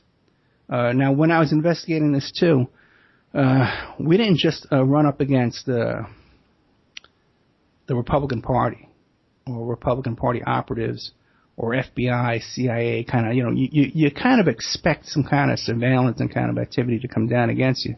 But what I didn't expect was foreign governments and foreign intelligence agencies trying to infiltrate my life and get into my office and trying to get into my personal life and even trying to get me to commit crimes and blackmail me, trying to get some dirt on me during this whole year-long process of working on this case, digging up this evidence against Sarah Palin. Please tell me you got enough to get her convicted. I don't want to hear her voice anymore. Well, yeah, I know. I wish. You know what? We do have enough, but it's gone nowhere, and we've gotten nothing from it. Even after Congress knows that it's all true. But back investigating this case originally, the first phase of the case, my home was broken into, my office was broken into, my car was tampered with. They got into my house past my dog. They got into a safe in the house. They tampered with some computer equipment in the house. So we had all kinds of infiltration, all kinds of problems. Then, when we had to fight with the sheriff's department to get them to release the second batch of evidence that they had. And that we went to the judge, and the judge ordered that they return this stuff to us. And then they tried to say, well, we lost it. We got it mixed up with another case, and we lost it all. Well, we finally got the last package out of them. And that day, the same day that I received that package in the mail to my office, Sarah Palin goes on Sean Hannity that night and announces that she's not going to run for president. And she cited the reason is because people making all these accusations about her husband cheating. She never mentioned my client's name, but it was obviously who she was talking about. So you can thank me, by the way, that she didn't run for president, okay? And then we didn't have her instead of Barack Obama. Like it would have made I honestly don't know which would have been worse. I don't know if it would have made any difference. I think Obama's still doing the Bush policy. Oh, he is. I think Sarah Palin would have extended it further. I think she would have gone further with it. That's true. That's true. Yeah, they're a wild bunch of characters. I don't know if you saw recently about this party they had over there in Alaska where they all got drunk and got into a big fist fight. Yeah, I saw that. That was awesome. Yeah, there's a ton of stories about them in their history back in Alaska. It's a wild bunch. All kinds of stories about them. They had a relative that had a meth lab and a trailer. They had the kid. That explains a lot. They had to be on meth. Yeah, she has to be at least. The kid Levi. There's a story about him where he was the one who was Shirley Tripp's the daughter's baby daddy. That was at the. There was a story about him that he had burglary charges against him, and that's why he had to go into the military to avoid those burglary charges. So there's there's amazing stuff with her too. Like she fired the whole half the city council and stuff like that. She fired all these people. There's a whole thing with her. She had a relative who had an ex-husband that was a cop, and she went after him or the fire department. Got his job taken from him. Just fascinating. And it's a tiny little town, Wasilla, Alaska. She resigned fairly quickly. Yeah, that's after she was governor. Yeah, this is back when she was mayor, though. She was a mayor of a tiny little town, like maybe 400 people in this whole town. And then they wanted her to be president, Oh, dear God. The fact that anyone thought she was a viable candidate, and that there was actually a push for her to run, just makes me lose hope in humanity.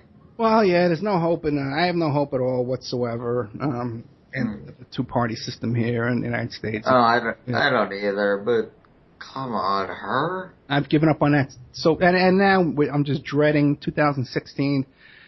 We're going to have another 2-year-long election campaign where everybody's arguing on Facebook back and forth about two candidates that are exactly the same. There's no difference in them. A couple of oligarchy, Bush and Clinton.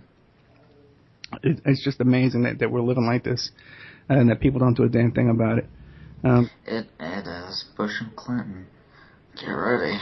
It's just amazing, But I tell you, when I was involved in that second congressional investigation, because what we did was we prepared affidavits and we went back to all the old evidence and we found documentation that connected the Secret Service agent to her escort service, to her massage parlor. And I even said to Lieberman, who was a vice presidential candidate himself at one time, Joel Lieberman, who was the chair of the hearing, I said to him, well, this proves everything we've been saying all along, But they didn't want to go down that road at all. They didn't want to touch any of that. And they didn't want to make it a platform to prove that, Sarah Palin's husband was involved with a prostitute. But there's pretty much no doubt that there is. But in that, I don't blame him. Well, you know what? I think that he liked Palin, and it was all behind the scenes shenanigans. Hey, it's kind of a funny story too. Well, that is a funny story. I was working on that, okay, because I was supposed to go to Washington to testify, okay, but at the last second they gave me this credit card machine.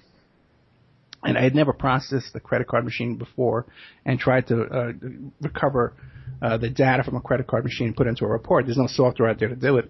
So I was trying to figure it out as I was going along.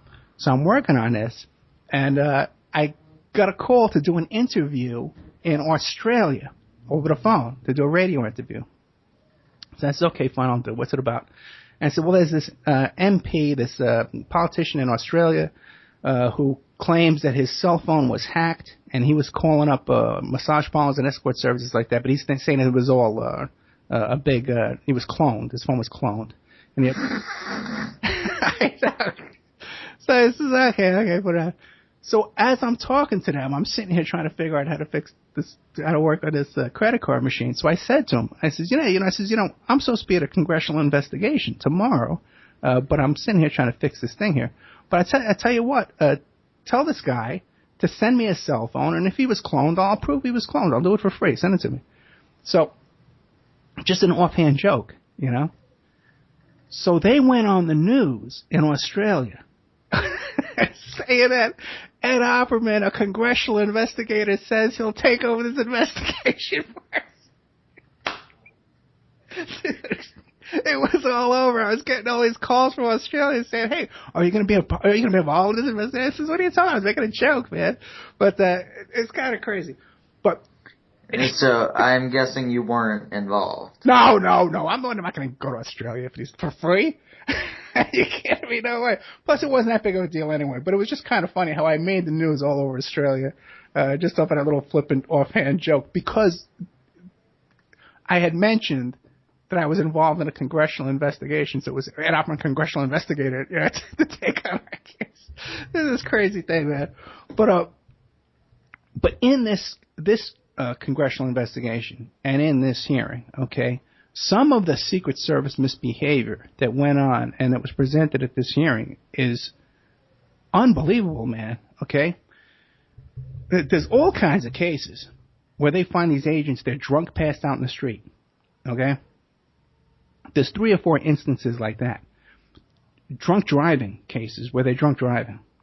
Now, you got to understand, man, if you're a cop and you get pulled over and you got a badge, you're going to pretty much get out of any kind of drunk driving case. These guys had to be, like, liquefied, okay, in order not to get out of it, get pulled over on a DUI with a regular D.C. cop, or a Virginia cop.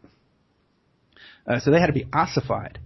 There was one incident where this Secret Service agent was in a dispute, a divorce, custody kind of dispute with their spouse. And he went to the preschool to pick up his kid in full SWAT gear with a bulletproof vest, a helmet, and an automatic weapon to pick up his kid. Okay? Never made the papers. This is in the congressional record. And then no one talks about it. As a matter of fact, I think that incident you can't even find if you Google for it and look for it anymore. You could find it when this was all going on, but not now. There was another incident at the Olympics in Utah where a whole bunch of these Secret Service agents, they were having parties. This is the one that Mitt Romney was the head of the Olympic Committee, and they had the Olympics in Utah. And they were having parties in these hotels with 18-year-old college kids. These were adult men in their 50s and their 40s that were having and serving alcohol to 18-year-old girls. So it's more than like a frat house with these guys. It's really a extreme frat house kind of stuff, so much so that in the Hamptons, or Martha's Vineyard, I forget where it is, but it was one of these towns, I think with Clinton, that he used to go to Martha's Vineyard all the time. that they refused to rent houses anymore to the Secret Service because their setup was like a frat house. They were having parties 24 hours a day. The neighbors were talking about how, yeah, they'd invite us in and show us their weapons and show us all their equipment and their radios and stuff like that and show us everything. All kinds of stories about how they left the bar and they left their badge and behind. They left their walkie-talkies behind. All kinds of crazy stuff like that over and over and over again. So when you start hearing these cases about just bizarre stuff, like this guy who hops over the fence and he makes it through the front door because it's unlocked, and he gets all the way in, almost to the presidential quarters in that case. And now this case here, you hear just recently about how, okay, these guys are partying, and they always seem to be drinking. They're partying, and they come back and they go through the crime scene tape and stuff. It just seems like these guys know something that we don't. And that maybe all this terror threat and all these guys, Al-Qaeda and ISIS and all this stuff like that, maybe they're not the kind of threat that we all think they are. Okay. Maybe. Yeah, because it doesn't seem like their level of protection is all that great. Even stuff at presidential campaign events where, well, the crowd's too big, let's just stop sending them through the metal detector. Let's stop wanding them. Just let them through. Huge stuff like that. Over and over. And the story was, my clients in the Salahi case, they took the fifth before Congress. But the story was that, if you show up at a party at the White House and you got a limo and you got a camera crew and there's a press agent in front of you kind of waving you in, you can get in there without an invitation. There's very lax security because the Secret Service agents get in trouble and they get reprimanded if they offend someone who could be a big political donor and making big political donations to the candidate. Of course they do. Right. So that's really so there's a lot of shenanigans going on with the U.S. Secret Service.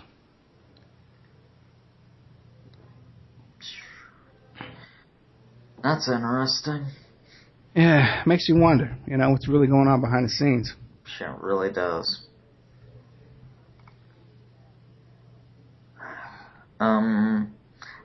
Have we covered that topic too? Yeah, that's all I can remember off the top of my head. If something else pops in, I'll be sure to interrupt you. Well, I'm not quite sure what you're going to interrupt just yet. And start rambling, yeah. Hey, well, tell me about your new station you're starting. What about it? Well, can you talk about it? I can, but there's not really a lot to talk about with it since we haven't really launched yet. So far, we've only launched one show, which was one in progress, and then the others will be launching in the coming weeks.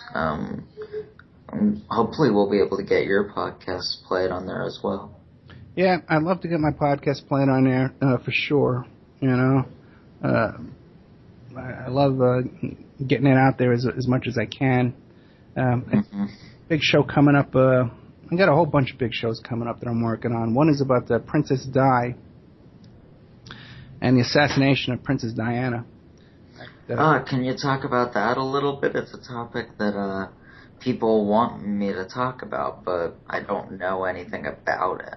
Well, I got a great guest for you here. His name is John Morgan, he's done a lot of work on this. I'm trying to get a hold of Mohammed Al-Fayed, Dodi Fayed's brother-in-law, father. And interesting thing, too, because we were talking about Adnan Khashoggi before.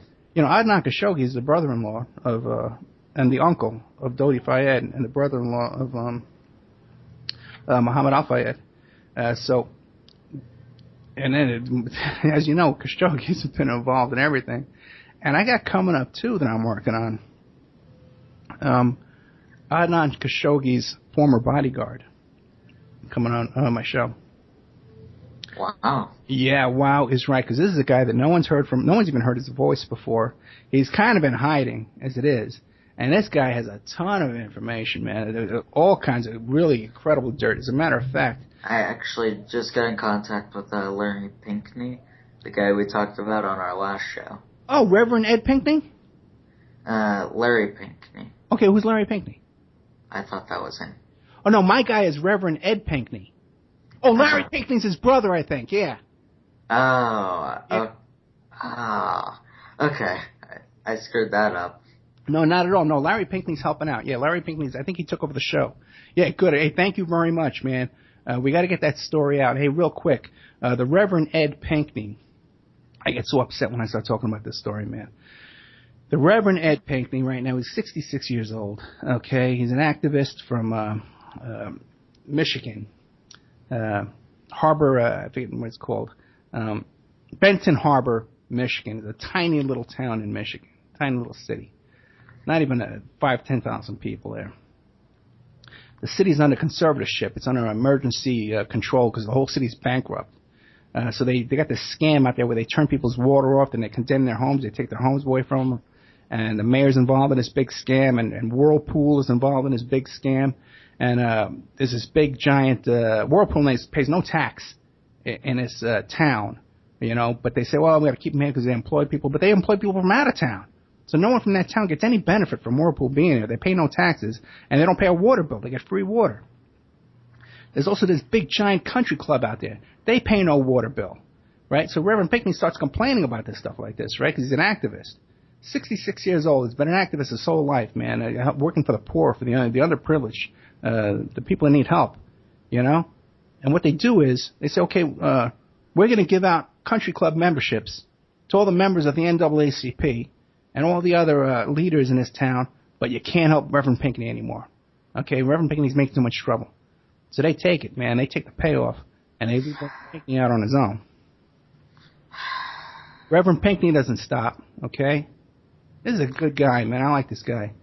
He says, okay, I'm going to recall this mayor. I'm going to throw this mayor out of office. So he starts...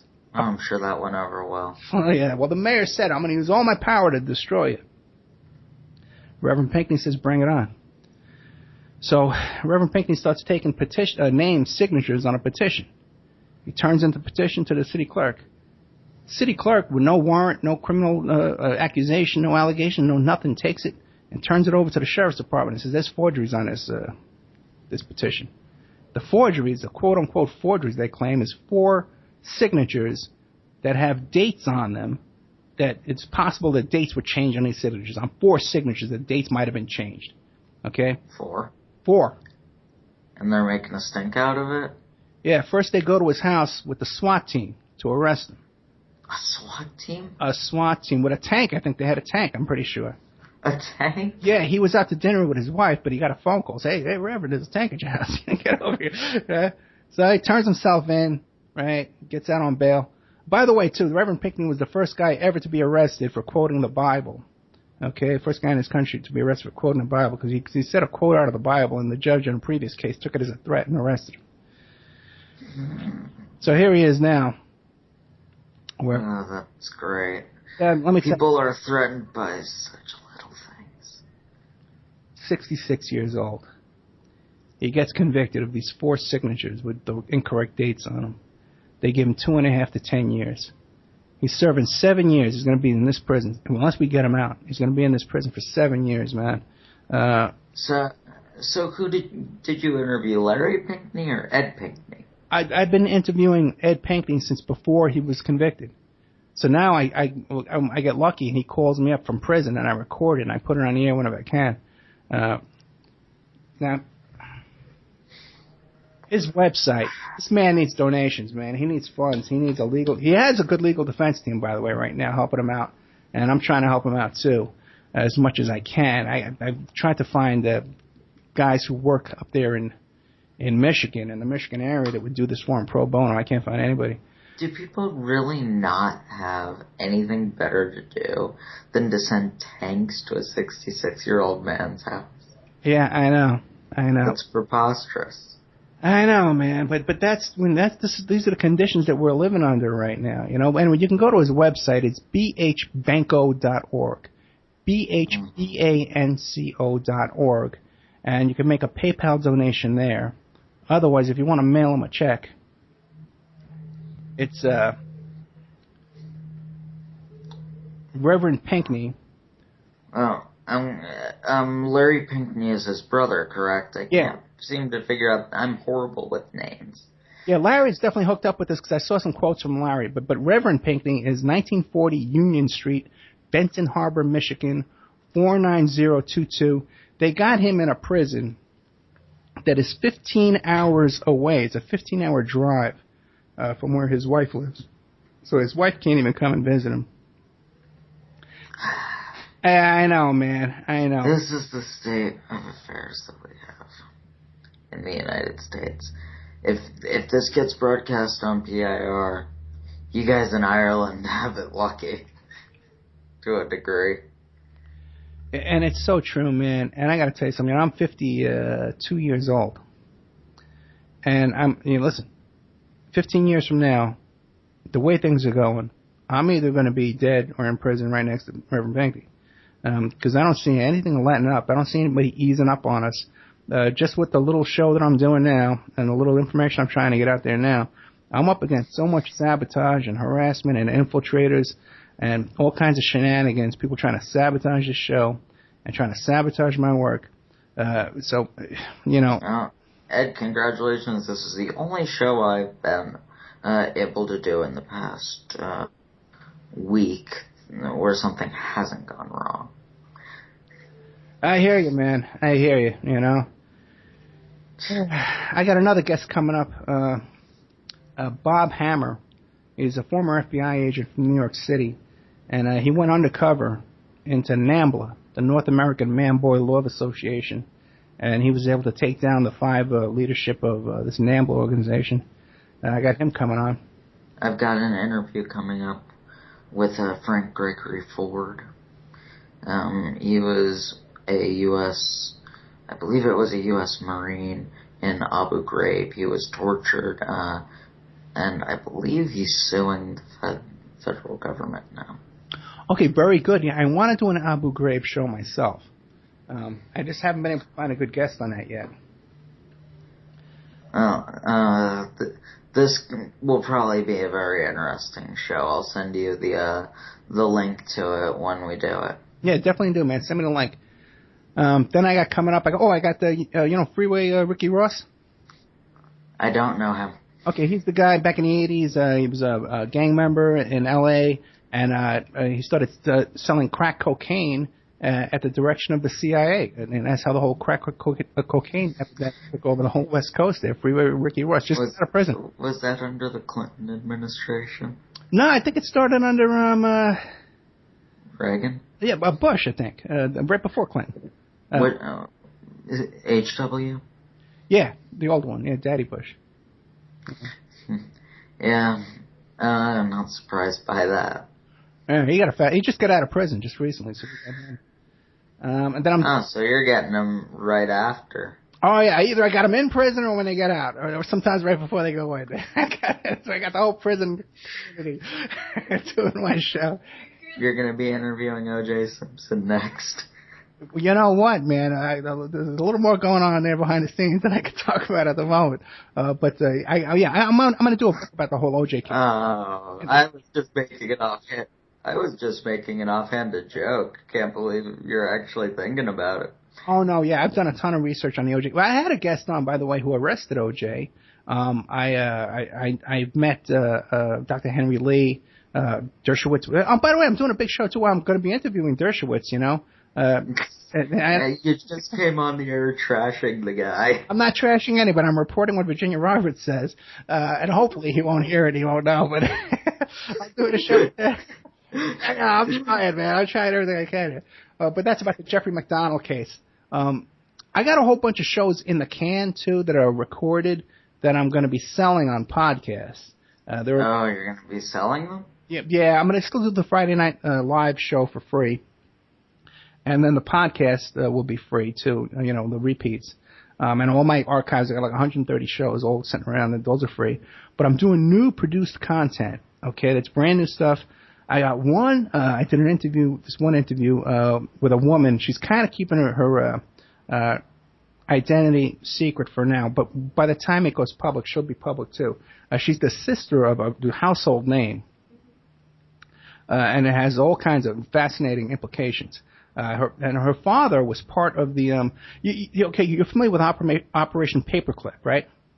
Yes. There was another operation where we brought in Nazis after World War II, and they're the ones who created the U.S. Food and Drug Administration. Okay, and they also in Paperclip create the FAA. They probably did. I don't know that for a fact, but it's probably. It seems like they came here and they put them in charge of a lot of stuff. But that's why they came here with their fluoride and the drugs and the drugs. The Food and Drug Administration didn't exist. They're the ones that created it. And then and all stuff about putting chemicals in the food and all this kind of stuff. So it's really fascinating. There's that whole angle, but there's a whole nother angle with this. That'll be very interesting. I'll talk to you about that one after the show because that's interesting. Oh, yeah, it's really good stuff, yeah. And then I got another one there. I got a fascinating guest, man, who I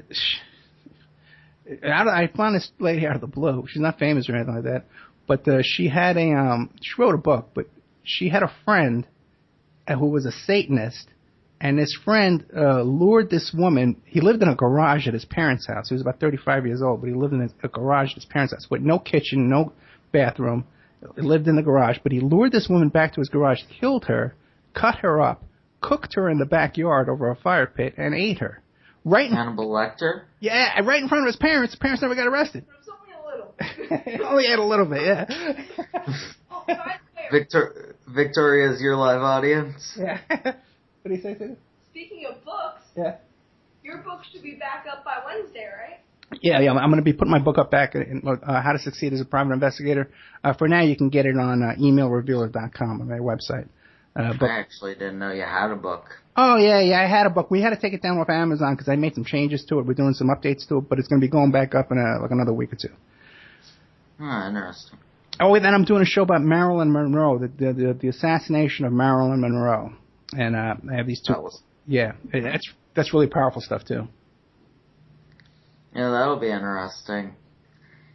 Man, where do you find all these guests? I've been having difficulties finding them, and when I do find them, getting a show recorded or posted seems to be a challenge lately.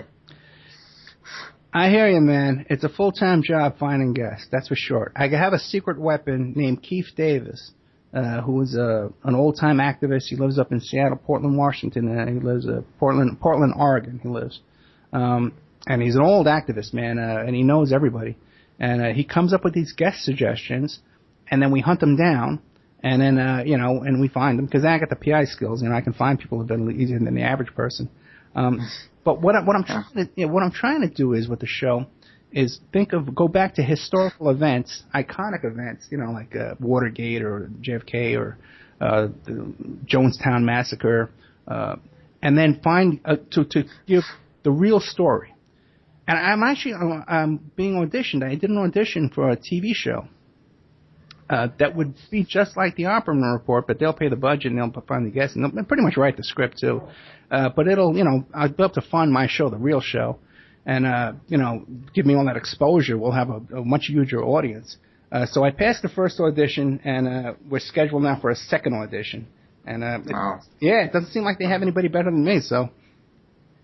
That's good. That's when I'd be worried about about getting put in prison when you get that large exposure. Well, but for that show, you know what I mean? It's mainstream media. It's all be scripted. It'll all be their stuff, But I'll get a paycheck, one. Two is I'll get all that extra exposure to people going to be looking for me. They'll find the radio show. We'll be doing the real stuff. Awesome. Yeah. That's great news.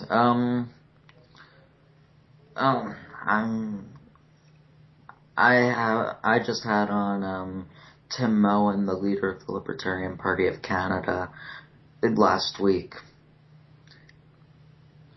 That's the most recent show I did, and the only show I've been able to record besides this one. Oh, really? Yeah, it is tough to find these guests. And it doesn't help when your internet dies halfway through your show. Yeah, that's what we had last night. We had a little internet problem. They said my bandwidth wasn't good enough, and we couldn't. Half the show wasn't live, so that was kind of a disappointment. First time it ever happened that we crashed like that, but I think we got that straightened out now. So that's good. Yeah, let's see what happens, right? Yeah. What about Stu Webb? Have you had Stu Webb back on lately? No. No, No. because you made him cry, right? Now he won't come back? No, my co-host made him cry, and it wasn't on my show. Okay, good. All right, that's okay. Yeah, because I called up Stu. I made the mistake of calling Stu because I'm doing a show about Ted Gunderson. I'm doing a big show about Ted Gunderson. And I'm going to be interviewing about 25 people that knew Ted Gunderson and get them all on record. So I said, hey, Stu lived with Ted Gunderson. Let me give him a call. You call him up. The biggest mistake in your life. He starts yelling at you and screaming. Your friend. So I don't. Yeah, that happened. It happened to you too? No, not to me specifically. To a Rick. Okay. Ooh. Yeah, and you know how that probably ended. Well, if you want to go on the Opperman Report YouTube channel right now, I have I just put up the show, the last show I did on good old Rick and Annie's Shake and Wake. You quit Shake and Wake. Yes, I was doing a show on Shake and Wake, okay, on Thursday night. It was about a couple of months back. And it was a really good show, I had it all planned out, I had my guests all lined up at all times. Did Rick come in and sing? How did you know? Because he did it to me.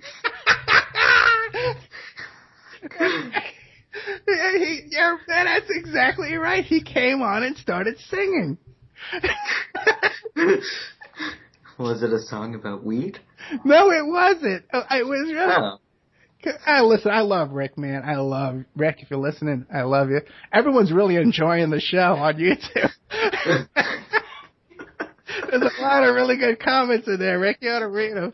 But you know what? Hey, bottom line, Rick and Annie, their heart is in the right place. But their mind isn't. Listen, they're hard workers, man. And their hearts are in the right place. I love them. And I wish I could help them some more and be with them some more. But, listen, I'm trying to do a show, and you got it planned out. There's no time for the show tunes, the dance routines, I don't mind him singing. Just tell me he's going to do it, and I'll go off air. Yeah, right. You know what I mean? Yeah. And you've got 24 hours. Just sing your heart out. And I think it took guests by surprise when someone busted in and started singing. That's perfectly normal. Yeah, especially when I had another guest who was about a Native American suicide hotline waiting in the wings after the song. Rick was out at 7 minutes. Can we get back to the show? Well, hey, you're lucky it only lasted 7 minutes for you. It lasted 90 for me. Yeah, well, listen. Anyway, look. There's a lot of stations out there, and a lot of hosts, and a lot of owners. They have a lot of ego and a lot of agendas in their lives. Yeah, but not a lot of hosts who will break out in song. No, I had a caller once. I had a frequent caller that also broke out in song. I gotta tell you, it seems to be a caller is less of a problem. The owner of your network. Yeah, I know. That's not an easy fix. I know. But like I said, you kind of, Rick's fine. I just can't, I quit too. You give them that extra leeway because they're such good people. They're good-hearted people. But when you have a guest and the guest doesn't understand what's going on, Well, yeah. To be fair, I don't know what's going on when that happens. Yeah, well, I'm a little older than you, man. I have been through a little bit more. I can kind of, oh, God, yeah. People, you deal with all kinds of people in the world. Yeah, there are. Yeah, that's for sure, man. So, I'm gonna stop the broadcast. We've gone, I think we're either at the 2-hour mark or just under. I don't know which network this is going to get played on, so you can find me on Awake Radio, Tuesdays 4 p.m. to 6 p.m. Eastern Standard Time, and PIR 8 p.m. to 10 p.m. Eastern Standard Time on Tuesdays. You can also find me on Climate Viewer TV on YouTube whenever. I don't know when I'll be scheduling. And you can also find me on a non-radio US, where this show might get played first, any day of the week, whenever this gets played. Ed, where can people find you? Well, got my radio show Friday night, The Opperman Report. You can just Google The Opperman Report or OppermanReport.com.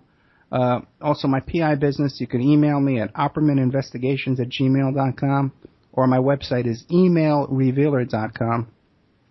If you need any kind of PI work, asset searches, locates, background checks, all kind of stuff. I'm doing some really fascinating stuff. I wish we could talk about it, but it involves this community. I was hired by a well-known author to verify some stuff that a very famous guest and guy who's kind of considered like an expert put out some information. We're trying to verify it. And it's not looking too good. Okay, looks like some of this stuff was made up. Okay, and we're working on that. So if you need a PI, OppermanInvestigations@gmail.com or emailrevealer.com. Hit me up. Or you want to be a guest on my show, OppermanReport.com. All right, and if you want to be a guest on my show, just, I don't know, ask the station manager or find me on Skype. Don't ask the station manager on second thought. Just get me on Skype. DYLN. I don't have any information posted on there, so just pick one of the million on there. Alright, you've been listening to The Truth Speaks. Bye. Bye. Alright, thanks, Ed. Thank you, man. Okay, I'll talk to you soon. Alright. Stay out of trouble, right? No promises. Okay, man. Bye. Oh, man.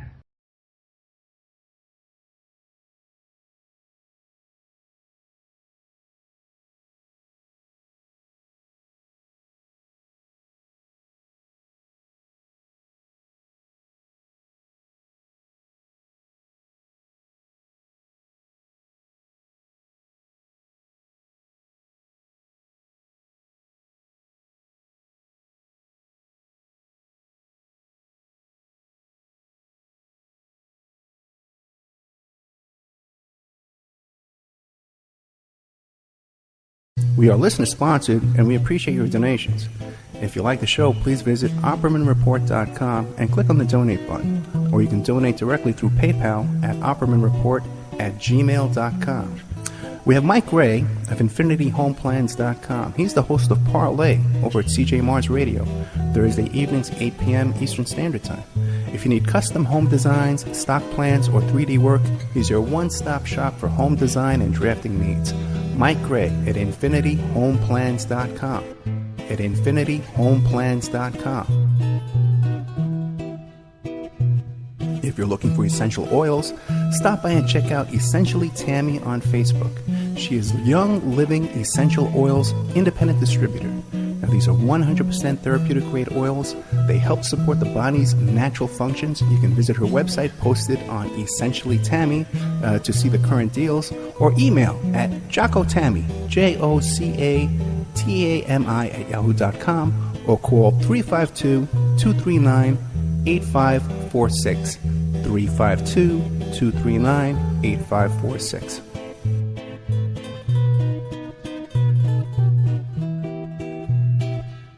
Hey, if you need a private investigator, go to my website, emailrevealer.com. We offer asset searches, locates, skip tracing, adoption investigations, online infidelity investigations. We can recover deleted text messages from a cell phone or trace an email to online dating websites to catch people cheating. That's emailrevealer.com, or you can call 800-572-9762.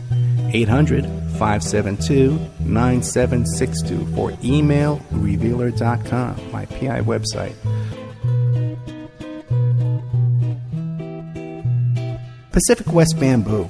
It's your premier source for construction and craft-grade bamboo poles. They're announcing their latest project with EcoHead Event Sanitation, making bamboo composting bathrooms and porta-potties. Their first display will be at the Lucidity Festival in Santa Ynez, California, April 11th to the 13th. Come by and say hi and see what you can build with bamboo. Contact them, for any kind of event planning, display building. If you need construction grade or craft grade bamboo products, call Amanda at 503-839-8126, 503-839-8126, or visit PacificWestBamboo.com, their brand new website. We're also sponsored by the New World Mexican Women. This is a rural Mexican craft women's cooperative. They are traditional makers of fine handcrafted, authentic jewelry. They use beautiful stone mosaics and Pacific blue Abilene inlay. They have a wonderful book of love letters written to their men in the United States, begging them to return to their families in Mexico. But they've written a new book, and it's it's about a young girl that falls in love with a rodeo bull rider and runs off with him without telling her family. It's a beautiful love story called Azuquina Part 1, Azuquina to the Rodeo. You can find their books and jewelry by clicking on their banner ad at OppermanReport.com or by Googling New World Mexican Women.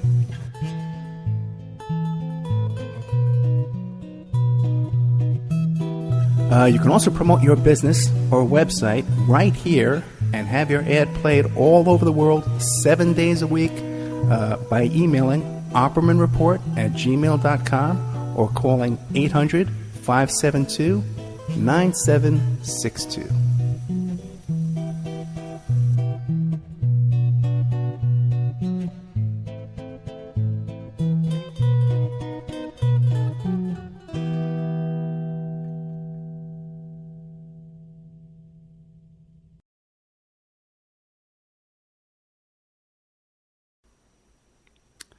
Okay, I want to thank Dylan Wde. A lot of people don't know, but he's 15 years old, and he's a truther and a radio show host. I've known Dylan way back when he just had a tiny little YouTube presence, but now he's got all these different radio shows and stuff like that. I'm really proud of him. And I love to support him in everything he does. Dylan's a great guy. So I want to thank Dylan for having me on that show on People's Internet Radio, which is based mostly in Ireland, about the Jeffrey Epstein case. Coming up this weekend, we have a show about Bob Hamer, who was an FBI agent who ran the investigation. He went undercover to bust the NAMBLA group in New York City, the North American Man-Boy Love Association, whose motto is, if they're 8, it's too late. So we're going to be talking to him tomorrow night. I've also got a ton of interviews lined up over this weekend. Oh my God. Up until Thursday. All kinds of topics. Mind control. We're having a little bit of problems about uploading these shows as quickly as we want to. But all these extra shows will be available to you in the OppermanReport.com members section. So you can go there tonight and sign up to the members section. We have about 6 or 7 shows up there. There's some you can't tell what's up there because it's not all set up perfectly correctly yet.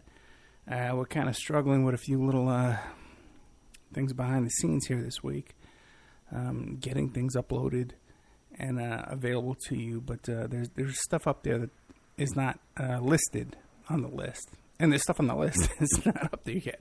We have a whole bunch of shows in the can and a whole bunch of shows that are about to go up as well. So we thank you for your support. Don't forget, we're listener-sponsored. You can go to OppermanReport@gmail.com, send a PayPal donation. You can go become a member. And we have shows that are available on YouTube. You can sign up on YouTube, become a member, on a subscriber on YouTube. Become a follower on Spreaker, Spreaker.com. TuneIn, we're on TuneIn. TuneIn.com is an app you can use. We just got set up on that within the last couple of weeks, and you have no idea. I was shocked to see how many people are suddenly following us and listening on TuneIn. Thank you all these new listeners. God bless you, man. Thank you for being interested in the show and what we're trying to do for you here. in the near future, we're going to be making some changes and some sort of editorial changes, into what we're trying to get out to you. I'm a little discouraged lately, I got to be honest with you, and what I see going out there in the truther community and what's being... I'm just so discouraged when I go on Facebook and I see so many websites being posted that are complete nonsense and hoaxes and just garbage, being and spread around. People like this thing about David Rockefeller having 6 heart transplants. It takes 10 seconds to look that up and see that it's nonsense, and it's really discouraging to me when we're trying to bring you really good information. Like, I have the FBI agent coming on, Mr. Lambert, who was the FBI agent in charge of the anthrax investigation, and he's suing the FBI over what he sees as a cover-up. Now that's real. That's reality, and it's truth. And it's important to get out there. But something like that, which is not easy it wasn't easy to find this guy. It's not easy to book this guy, and it's at risk. We take a risk when you go up against the FBI. You're taking a risk, And when I do a show about Jeffrey Epstein, we take a risk, And it just seems that so many people out there are just willing to just make stuff up and promote it and put it out there at no risk and get all the reward. So, we're looking at overcoming that. We're always looking for volunteers, bloggers, people who want to volunteer and help us out. And we love you all, and we appreciate it all. Anyway, that's about it for tonight. If you want to advertise on the show, we appreciate sponsors and advertisers who want to come on the show. We have a big seminar coming up in the fall. With a lot of your favorite guests. Trust me, this will be, as it's shaping out, this will be some of the this will be some of the most credible, popular seminar presenters that you will ever see anywhere. Plus some of the more people that can attract the crowd as well. So we're putting this together for you, and this is what we're trying to do. Don't forget, you can support us by joining the members section. That's probably the best way right now. You become a subscriber. You get free content, extra content, and then we can afford to put on these extra shows to educate everybody and support the show, keep me housed and clothed and fed, which is always nice, with my situation here. But we love you all, and we thank you all, and I'll see you tomorrow night live with Bob Hamer, FBI agent, who was in charge of the NAMPLA case and a lot of other interesting stuff. And then we have a whole bunch of shows coming up over the weekend, too. And then we'll see you next week. I think next week is the Oklahoma City bombing. Is next week after that.